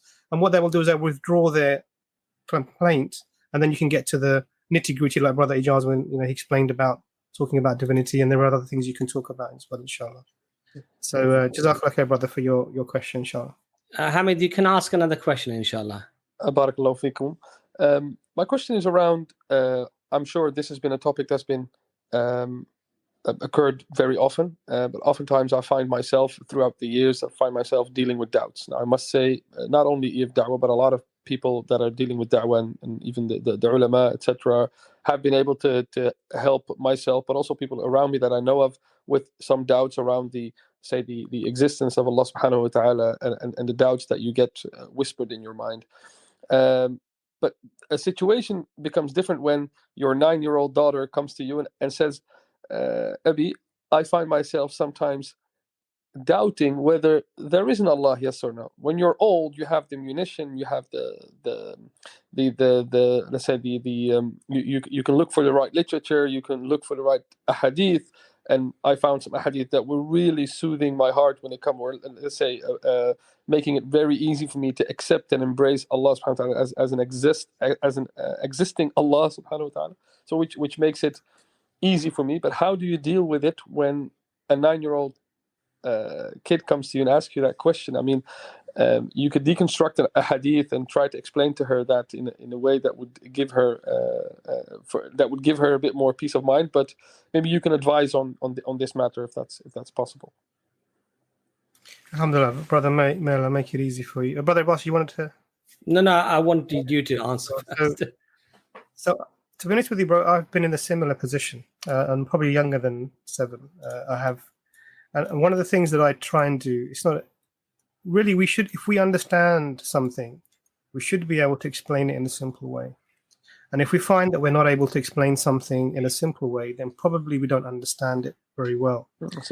And some of the most straightforward ways of sitting with your, because nowadays children are often faced with these. So I remember my 11-year-old got some homework from school, and the assignment they'd given to her is God does not exist. Argue for and against. So that was her assignment. So we had to sit down, and that's not bad. She's secondary school. That was and we went through this whole discussion and we clarified. But actually, in that discussion, I had other younger children. My 7-year-old, 8-year-old. And so then when I was explaining this, I was trying to use the Quranic verses. For example, that says that, did you create yourself or did everything come from nothing? Very straightforward concept. So I gave the example that if you have nothing in your pocket, can you give me something? And no, of course you can't. I said, oh, absolutely. So if something is here, that means it had someone or something had to make that thing. It can't just come from nothing. Very straightforward language. An 8-year-old will understand. Yes, yeah, of course, Abu, that makes sense. You can't. If you have nothing, then how can you get something? It has to come from something. And then you can explain this, that Allah says in the Quran that He created everything that we have. And it's really about giving them something that they can understand that makes it make sense. Because children, we know from even studies done in Japan, where it's a major atheistic sort of nation, and other nations as well. There was the Cambridge study, I think, that mentions that children naturally are inclined to believe that there is agency in the world. Right. And particularly if they wouldn't recognize the idea that something can come from nothing, or that things happen without any agency. So this is within them. This is the fitra, obviously, we believe, but this is within them anyway. And it's probably good to have these conversations, establishing the sort of real foundations. If someone said to you that there's no such thing as Allah, what would you say? Or, and that comes at a certain time when they start to interact with you and they will talk about these things. And I think that's probably, you need to sort of have that conversation, and everything is explainable to a certain extent, and invite the questions. So if you have any other questions, come and sit with me and talk to me about it. Yeah, and you'll get all sorts of things. Sorry, brother, I'm interrupting you. SubhanAllah, no, I think the what you just mentioned about the something cannot come into existence from nothing. So I call it myself as a layman the reverse engineer explanation, which really helps for a 9-year-old. I must say, for a 6-year-old, I found him struggling a bit more. But I think this is something that is touching on a lot of points. Like you said, there's a lot of things they're getting at school, because my kids they don't go to an Islamic school, so they get all these different views on life, and at this age, I believe that the cosmological arguments and all the things that really help a mature person to understand the Khaliq and everything. It's slightly harder to do that with a 9-year-old, even if they're very smart or very clever. But it just you can understand it makes it a bit harder than with a mature person. The other thing that's really important is to verbalize your gratitude to Allah in a way that the children can see that it's happening. So often when we're eating, we will say Bismillah, and we say it almost under our breath. Or if we've had a really hard day, Subhanallah, it was really difficult. And we have to sort of make sure that our usage of our gratitude that we use throughout our day, our du'as in our before travel, the du'a for coming in and out of the house, going to the bathroom, etc., that we are saying these, and it becomes part of the fabric of our interactions and how we speak. Right. How are you today? Alhamdulillah, I'm really well, mashallah. So they see it manifest, basically. Absolutely. So what they're seeing is that your gratitude towards. So just yesterday, we had a conversation. We were talking about the other question came up. If you had if someone gave you £1 billion in your bank account, would you be happy? What would you do? Would you be happy with it? And then, so some of my children were, well, actually, depends on how it came. Is it legal? Is it not legal? I said, alhamdulillah, that's a good question. And I said, the other thing is, and one of my sons was sort of, my older one, he was arguing facetiously a bit. He was being a bit sort of tongue-in-cheek. He said, if you have money, you're happy. So we started speaking about this, and I was saying to my mother, very young children were there. And I said, look, if I said, okay, here's £1 billion, but I want your eyes. Would you do this? And straight away, they're, no, of course not. I wouldn't. I said, so are your eyes worth more than £1 billion? Yes, of course, Dad. Okay. So if someone gave us £1 billion, we would be very thankful to them. But what about the person that what about Allah who gave us our vision? Our eyes, are we grateful to Him? And you can, and then naturally the fitra comes, yes, of course, this is why we say Alhamdulillah, and because there are people who don't have eyes or don't have legs or don't, and you can, in very simple conversations, you can bring about these very profound, deep points of iman. And we have to be we can't be a remote, we can't, like, for example, I know parents who smoke, but they tell their children, don't smoke, it's bad for you. Now, they can't get out of the habit because they've been doing it for years. It's not a good thing, not Islamically sanctioned, but they're doing this. But the child sees, they don't hear your words, they hear your actions, they see your actions. So if we want our children to have a certain way of being, a gratitude towards Allah, and to Salah, and having a strong connection with the Quran, and being open to it, then we have to embody that, we have to show that. And this is really that goes back to our earlier question about being the shepherd for your family.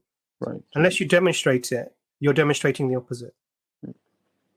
So sorry I don't mean to lecture you, brother. I'm sure, mashallah, you're well, we'll try parents and improve us, inshallah. Yeah, we try to lead by example, obviously, as parents, as much to much of our abilities, or we try as much as we can. But I'm happy to hear that you're also trying to have these semi-intellectual conversations with your kids, because it means that it's something we can do, right? We can discuss the existence of Allah with children without being afraid that they might be confused in 2 to 3 years, right? So that's the I mean, one of the earliest questions I was asked by my children was, why can't we see Allah? SubhanAllah. Very, very straightforward, fitri quite. Okay, well, I believe in him. Why can't we see him? Or the other way, the nicer way of asking. One of my young kids said, is Allah invisible? Because they know that they can't see him. So they ask these, and these are great avenues to lead you into those discussions where you can talk about some of the sifat of Allah, and so they're there, but we have to invite them. And I think that's if we're the worst thing that we can do as parents in a household is shut down the questions, because what happens is they will try and seek those answers from other people who may not give them the answers we would like them to understand.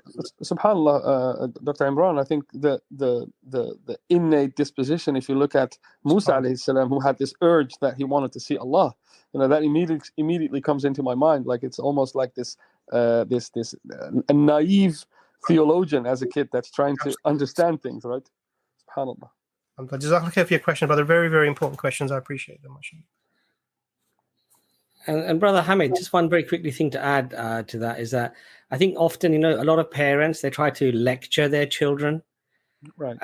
They want them to believe certain things, and they just sort of put their foot down. This is how it is. This is what you must believe. And alhamdulillah, I can see that you're not doing that.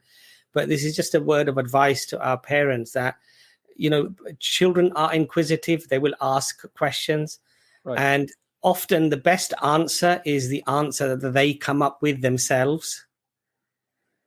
So your job is to guide them to come up with the answer themselves, because that's the most convincing answer, because you've actually come up with it yourself. So, for example, as Dr. Imran mashallah said, about can somebody give you money if they don't have anything in their pockets? Similarly, if there's food on the table or there's a ball on the floor or whatever, and he said, and the child said, what is the proof of about Allah, whatever. Say, okay, if I said to you this ball that's on the floor, if I said to you this ball just came from thin air, all of a sudden just popped up, would you believe me? And generally the child would say, no, that can't happen. So where do you think it might have come from? And those sort of questions then lead that child to realize that everything has to come from something. Right. And then when you look at the sun and you look at the moon and you look at the stars and you look at the universe and you look at the world, where do you think all of this has come from? And even a young child will probably say, well, it has to come from somewhere. And once they come to that conclusion themselves, in some ways you've answered the question for them, but really what you've done is you've asked a series of questions to allow them to arrive at the answer. Right. And alhamdulillah, mashallah, it's a great question, brother, and great concern. And I've sort of just really said what Imran has said in another way, but it's I think very helpful when parents do it that way. And otherwise, the danger is when parents just believe what they believe and they don't understand themselves, and they're not in a position to explain things to their children because they themselves don't know. They just maybe because their parent told them this is what you must believe.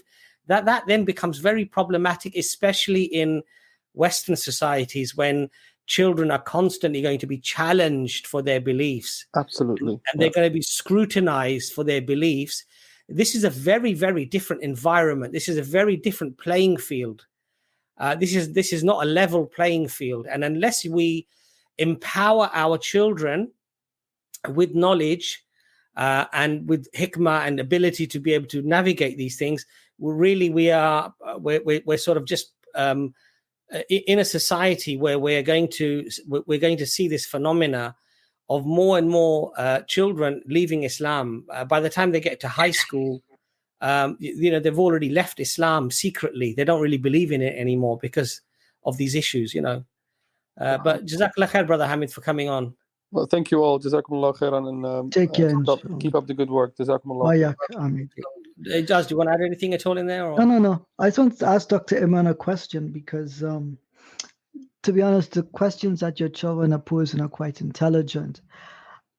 I don't know how you'll take this, but I would like to see you pose the trolley question to them, the trolley problem, just to see what their response is. Are you familiar with the trolley problem? Utilitarian question.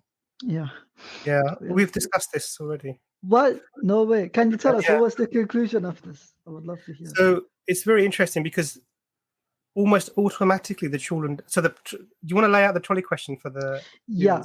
Okay. Basically, you have a train track that splits into 2 tracks. You can either kill 4 people or you can kill 1. And you're given the option to switch the track. So which one do you switch it to? Do you sacrifice 1 for 4 or 4 for 1? What's the method you use to do so? How do you determine this? There's no way to stop it. It's one or the other. So Dr. Imran, take it from there, inshallah.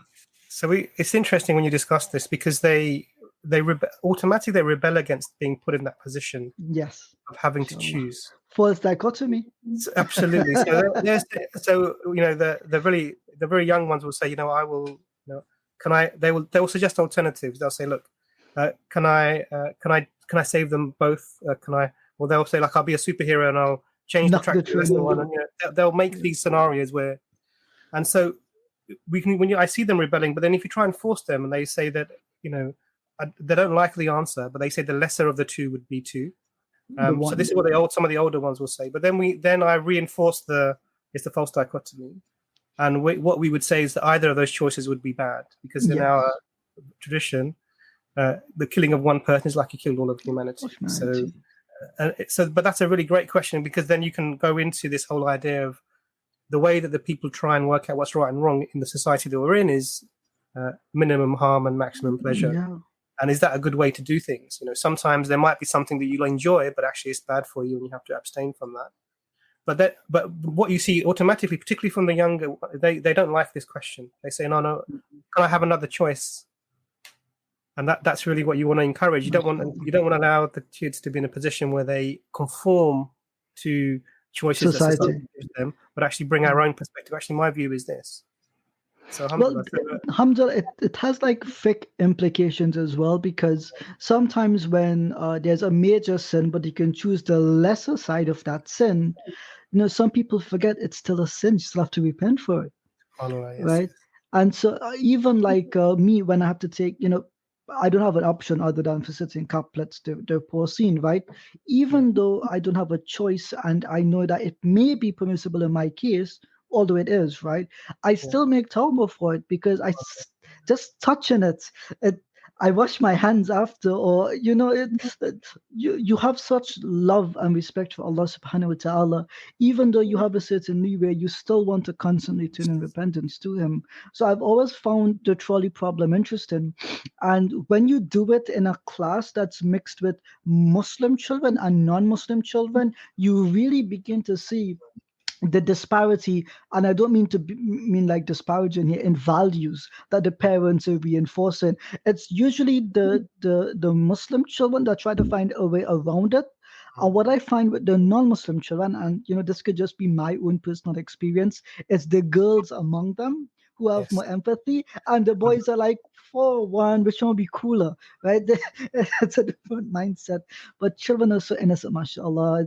It's questions like these that when you draw out their minds, you really see how, mashallah, how lovely they are. And it's the innocence. But it does. If your child says, I'd knock the four over, then I would be concerned. Then you need to start getting some counseling or something in there. Well, this is the thing, right? Because I tend to play Grand Theft Auto a lot, right? So I'm worried, like my kid sees me driving on the road, knocking down 10 people. They're like, well, daddy does the 4, so it's okay. I got to be careful about So this desensitization is worrying, actually. Because there is a lot of desensitization towards things that we would think, particularly things like, the Fortnite and the real, terrible video games.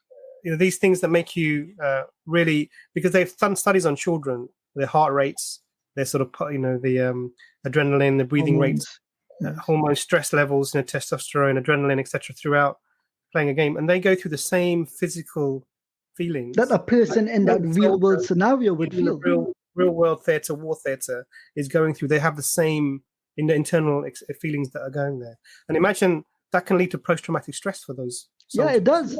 It does. And we're letting our children sit for hours on end on these things. But you reminded me of something. Subhanallah, you reminded me of something, Brother Ijaz. I heard a lecture by Sheikh Hamza Yusuf talking about lesser of two evils, and he said something. He mentioned a case where there was a sister who had she was a single mom. She had no option but to work as an air hostess, and they had to serve alcohol.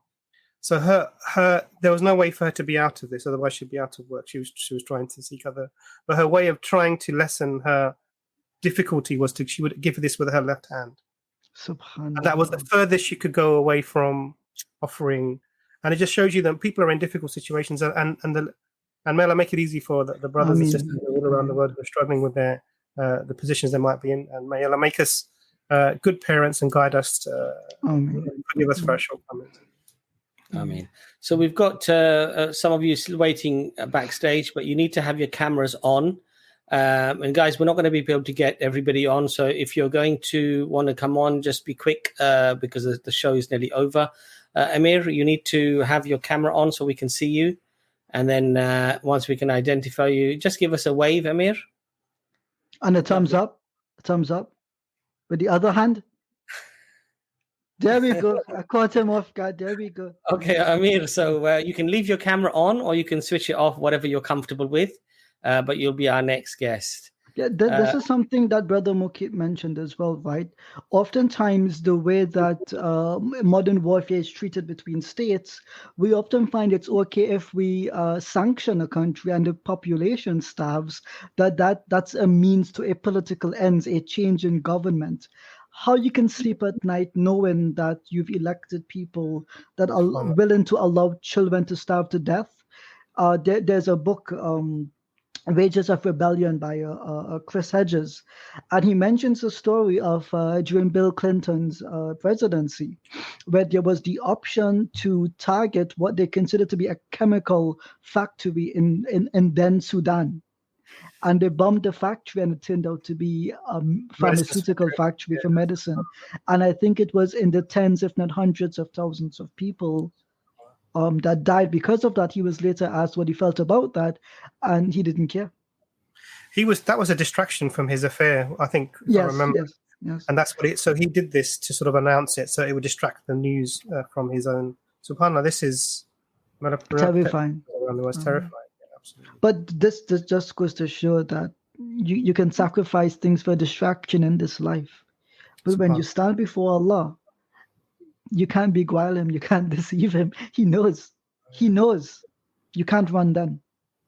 SubhanAllah, exactly. Yeah. Brother Amir, welcome to the stream. Hi. Assalamu alaikum, Abbas. Can you hear me? Wa alaikum assalam wa rahmatullahi wa barakatuh. Yeah, so I'm from Malaysia. I'm actually, it's 5:50 a.m. Here, so excuse me if I sound a little bit sleepy. And excuse my English. I don't speak as well as all of you. Your English is fine, brother. Thank That's you. okay. Neither does Brother Abbas. I was actually in London a couple of months ago in May, actually, and for a holiday with my family.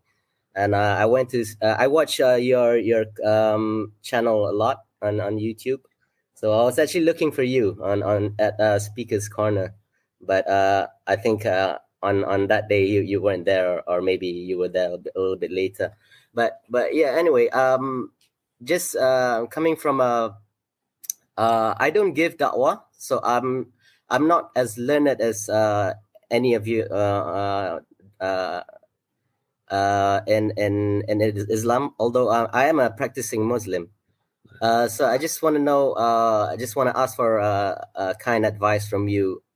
Because I was faced with a situation several times, even in Speaker's Corner on that day that I mentioned, that when someone comes to you and like a Christian comes to you and asks me a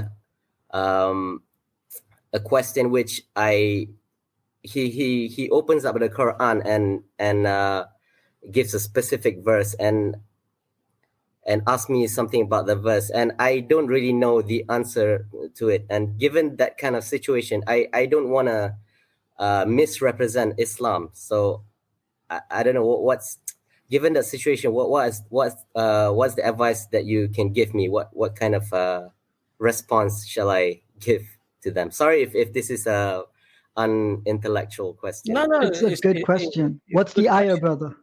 What's the surah and ayah? Okay. To be specific, I can't remember. I can only remember vaguely, but give us the gist. I'll help you find it, inshallah. Then I'll leave. He showed me in the Quran that Allah created the heaven and the earth in 6 days or 8 days. Yeah, and then he showed me another verse that shows that Allah created something in 3 days. It doesn't add up. Okay. I don't really remember. I think you might. Do you know that? Are you familiar? Yeah, we're familiar with it, and the short answer is that the Quran says thumma, which means then, right? It's translated usually as then, and the way that some people have interpreted it, and this is one option, Dr. Imran and Brother Abbas can give the other alternatives. It's like one sequence after the other, but thumma can also mean concurrently, not that you have one after the other. So if it's concurrently, there is no contradiction. And even when it says then, there is also not a contradiction. You can do two things at once, then one thing, then one thing, and it still adds up, right? But in any case, I think when Allah uses the word for, is it yawm, brothers? Yawm, right? This refers to a period of time, not literally a day. We don't believe that it was a 24-hour period. At least according to most of the Mufassirin, this is not the idea. So what this person has presented you with is not a contradiction, but what they've presented you with is their understanding of the ayat. And once they've given you their understanding, you can, because it's perhaps your first time reading the ayat, now you will always read it in mind with their perspective. But Dr. Imran will break it down for you, inshallah, or Brother Abbas. I'll be back, inshallah. Dr. Imran or Abbas? Okay, thank you. I think you've explained it. I think that the question you were really asking, you can correct me if I'm wrong, brother, was if you're in a position where you don't know the response to a particular argument, what you should do. Was that the question? Yes, exactly. Yes.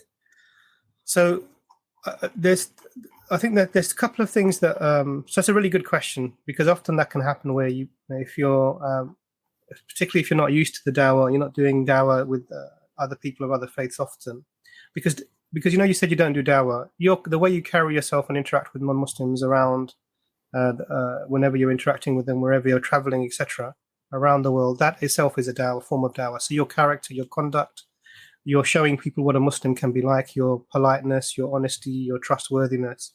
This is all a form of dawah as well, brother. So don't underestimate your impact in terms of affecting people's views on Islam and Muslims, because that you are having that. But you're talking about the formal sort of discussions with people of other religions. If you come across a question, one of the things that I've read, I can't remember who said this, but I think it was Sheikh Ibn Taymiyyah who said that there's two ways of trying to be like someone who interacts with doubts or questions or criticisms. One is to just absorb them, so you just take them up and they affect you. And then what you'll find is you can try and answer the question in some way, not answer it very well, and then not seek sort of help or anything in terms of getting that information, and that can affect you in a negative way. The other way is to be like a observer, so you're sort of almost like in a glass, and then what you see is whatever people throw at you in terms of the dirt of doubts, you see it, you analyze it, but you analyze it from your protection from within the glass, by your confidence and your faith in your Islam, etc., and then you try and find the answers to that. So in a position where somebody may present this, I would say, if I didn't know the answer to something, I would simply say, look, and I think I was asked a question at Speaker's Corner the other day by a gentleman, it wasn't on camera, but he said, I want to ask you about something about Musa alayhi salam and his original name, etc. And I said, I don't really know too much about this, so I can't interact with you. And he was quite surprised that I didn't say something about it. I said, but if I don't know, I don't know. So, but it's not something that's going to affect me. I'm not going to let it affect me. I will go and find out later. So probably the approach is to just be honest and say, I don't know, and then find out the information to satisfy yourself later.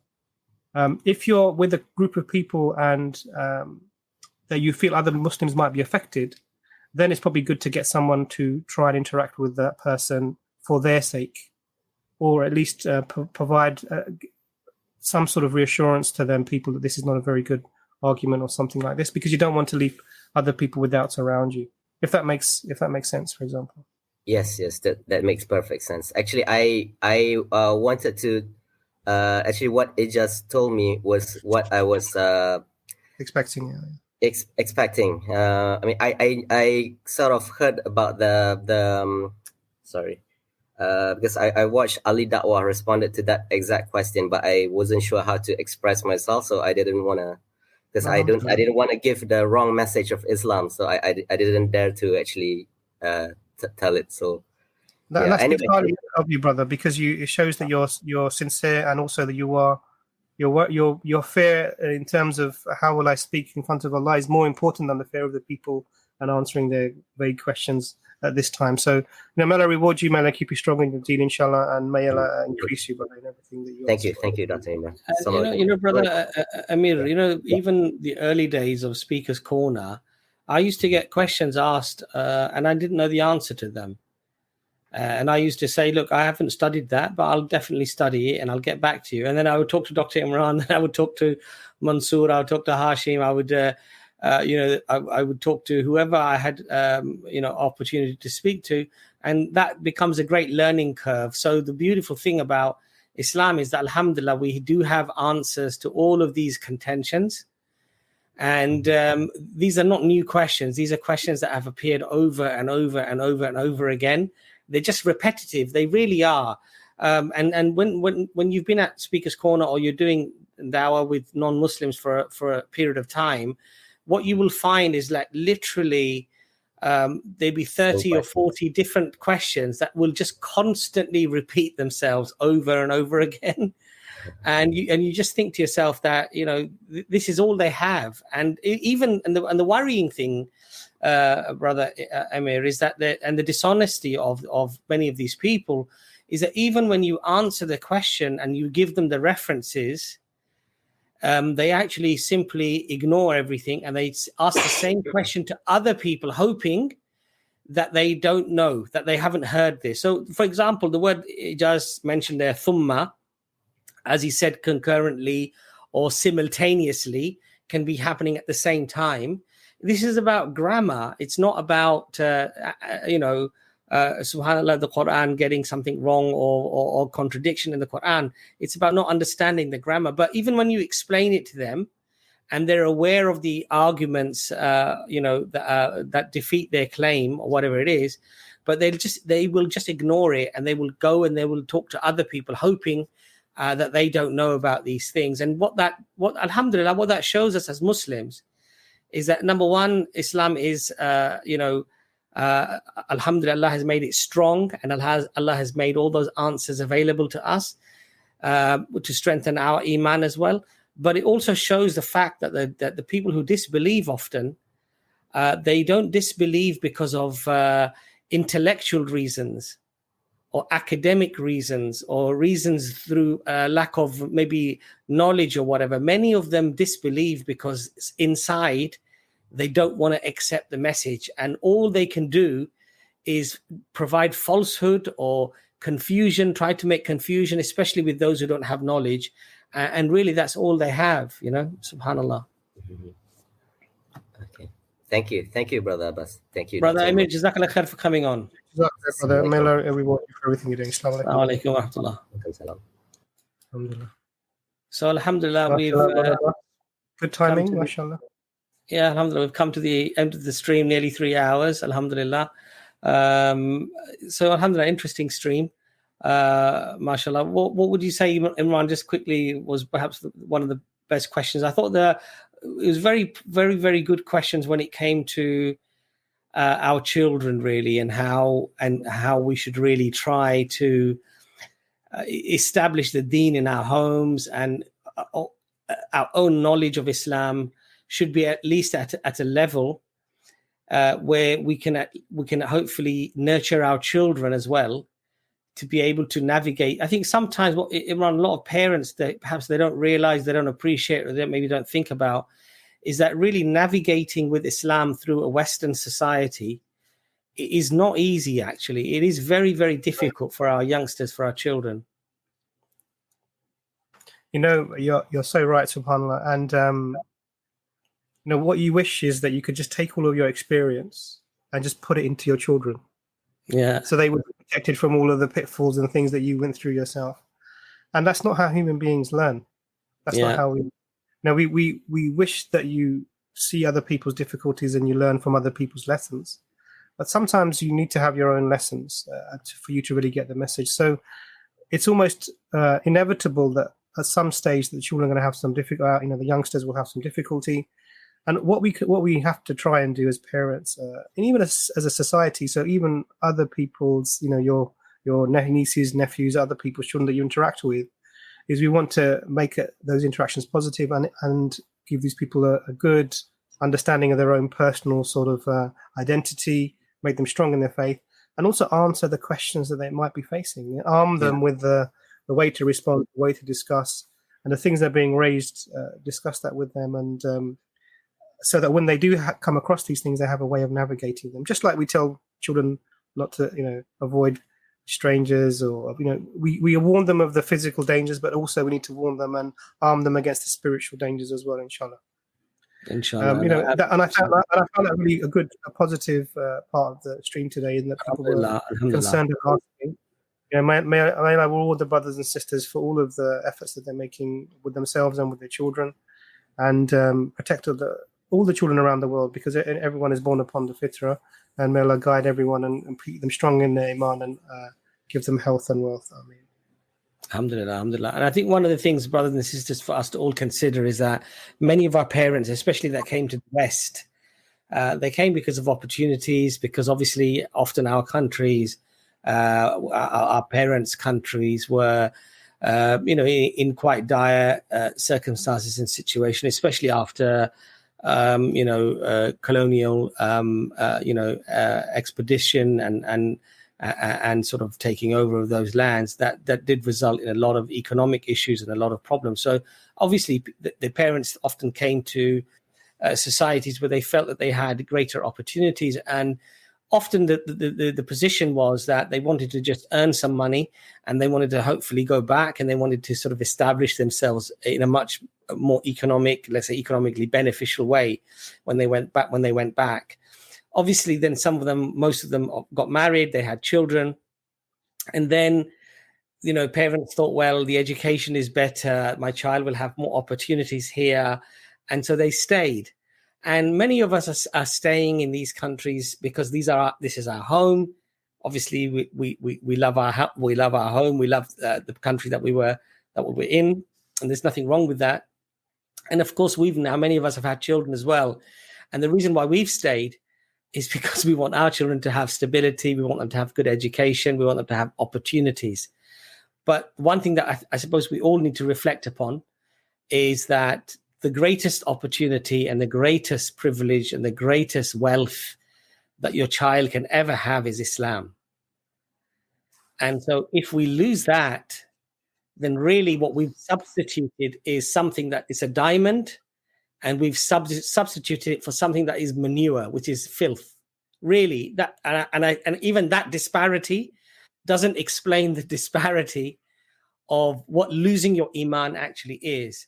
So I hope. Boss, there was carry on just one second. There's a sister who asked a question once, not in an English forum, but in another language, and she said, "What is the point of us?" And this is a mother asking this question to a sheikh and he said, "What is the point of us being in Jannah if our children are not with us?" Subhanallah.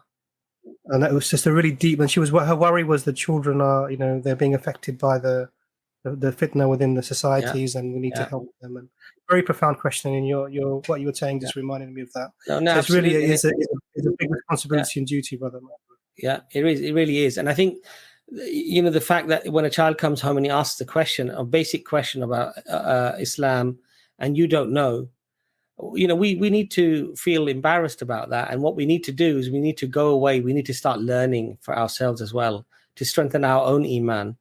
And obviously, as I was saying, that the fact that we've stayed in the West often predominantly because of opportunity and stability, and a good future, a stable future. The best future that our child can have is with Islam. Because if you lose your Islam, then all of what we did for our children really is wasted. And so that's what we really need to think about, inshallah ta'ala. May Allah bless all of you with your children, and inshallah ta'ala, may they have a fruitful life, alhamdulillah, and may Allah nurture in you and in all of us and our children the strength of Iman, the purity of Iman, and may we live with Iman and die with Iman, inshallah ta'ala. Ijaz, do you want to add anything before we go, inshallah? Just one last word. The questions that we feel to ask as parents, our children will answer. So I'll leave with that. It does look like we have one more guest, Annes. He seems a bit serious. Just give us a thumbs and a wave. No? Okay, I guess he doesn't. Okay. Brothers and sisters, Jazakallah khair for joining us. Anything that we said that was correct is from Allah subhanahu wa ta'ala. Anything that we made a mistake with, of course, is from ourselves. Pray for us, pray for our families, inshallah, pray for the ummah. And above all, I know I keep saying it, remain positive, inshallah ta'ala. Whatever problems, difficulties you're going through, Allah is aware of them. And just keep doing your dua, your supplications, your dhikr, and know that inshallah ta'ala relief always comes. So be patient and have shukr, have gratitude, and inshallah ta'ala this test, whatever test it is that you're going through, inshallah it will be beneficial if we show patience and gratitude. So may Allah make things easy for all of us. Jazakallah khair. Assalamu alaikum wa rahmatullahi wa barakatuh. Assalamu alaikum wa rahmatullahi wa barakatuh.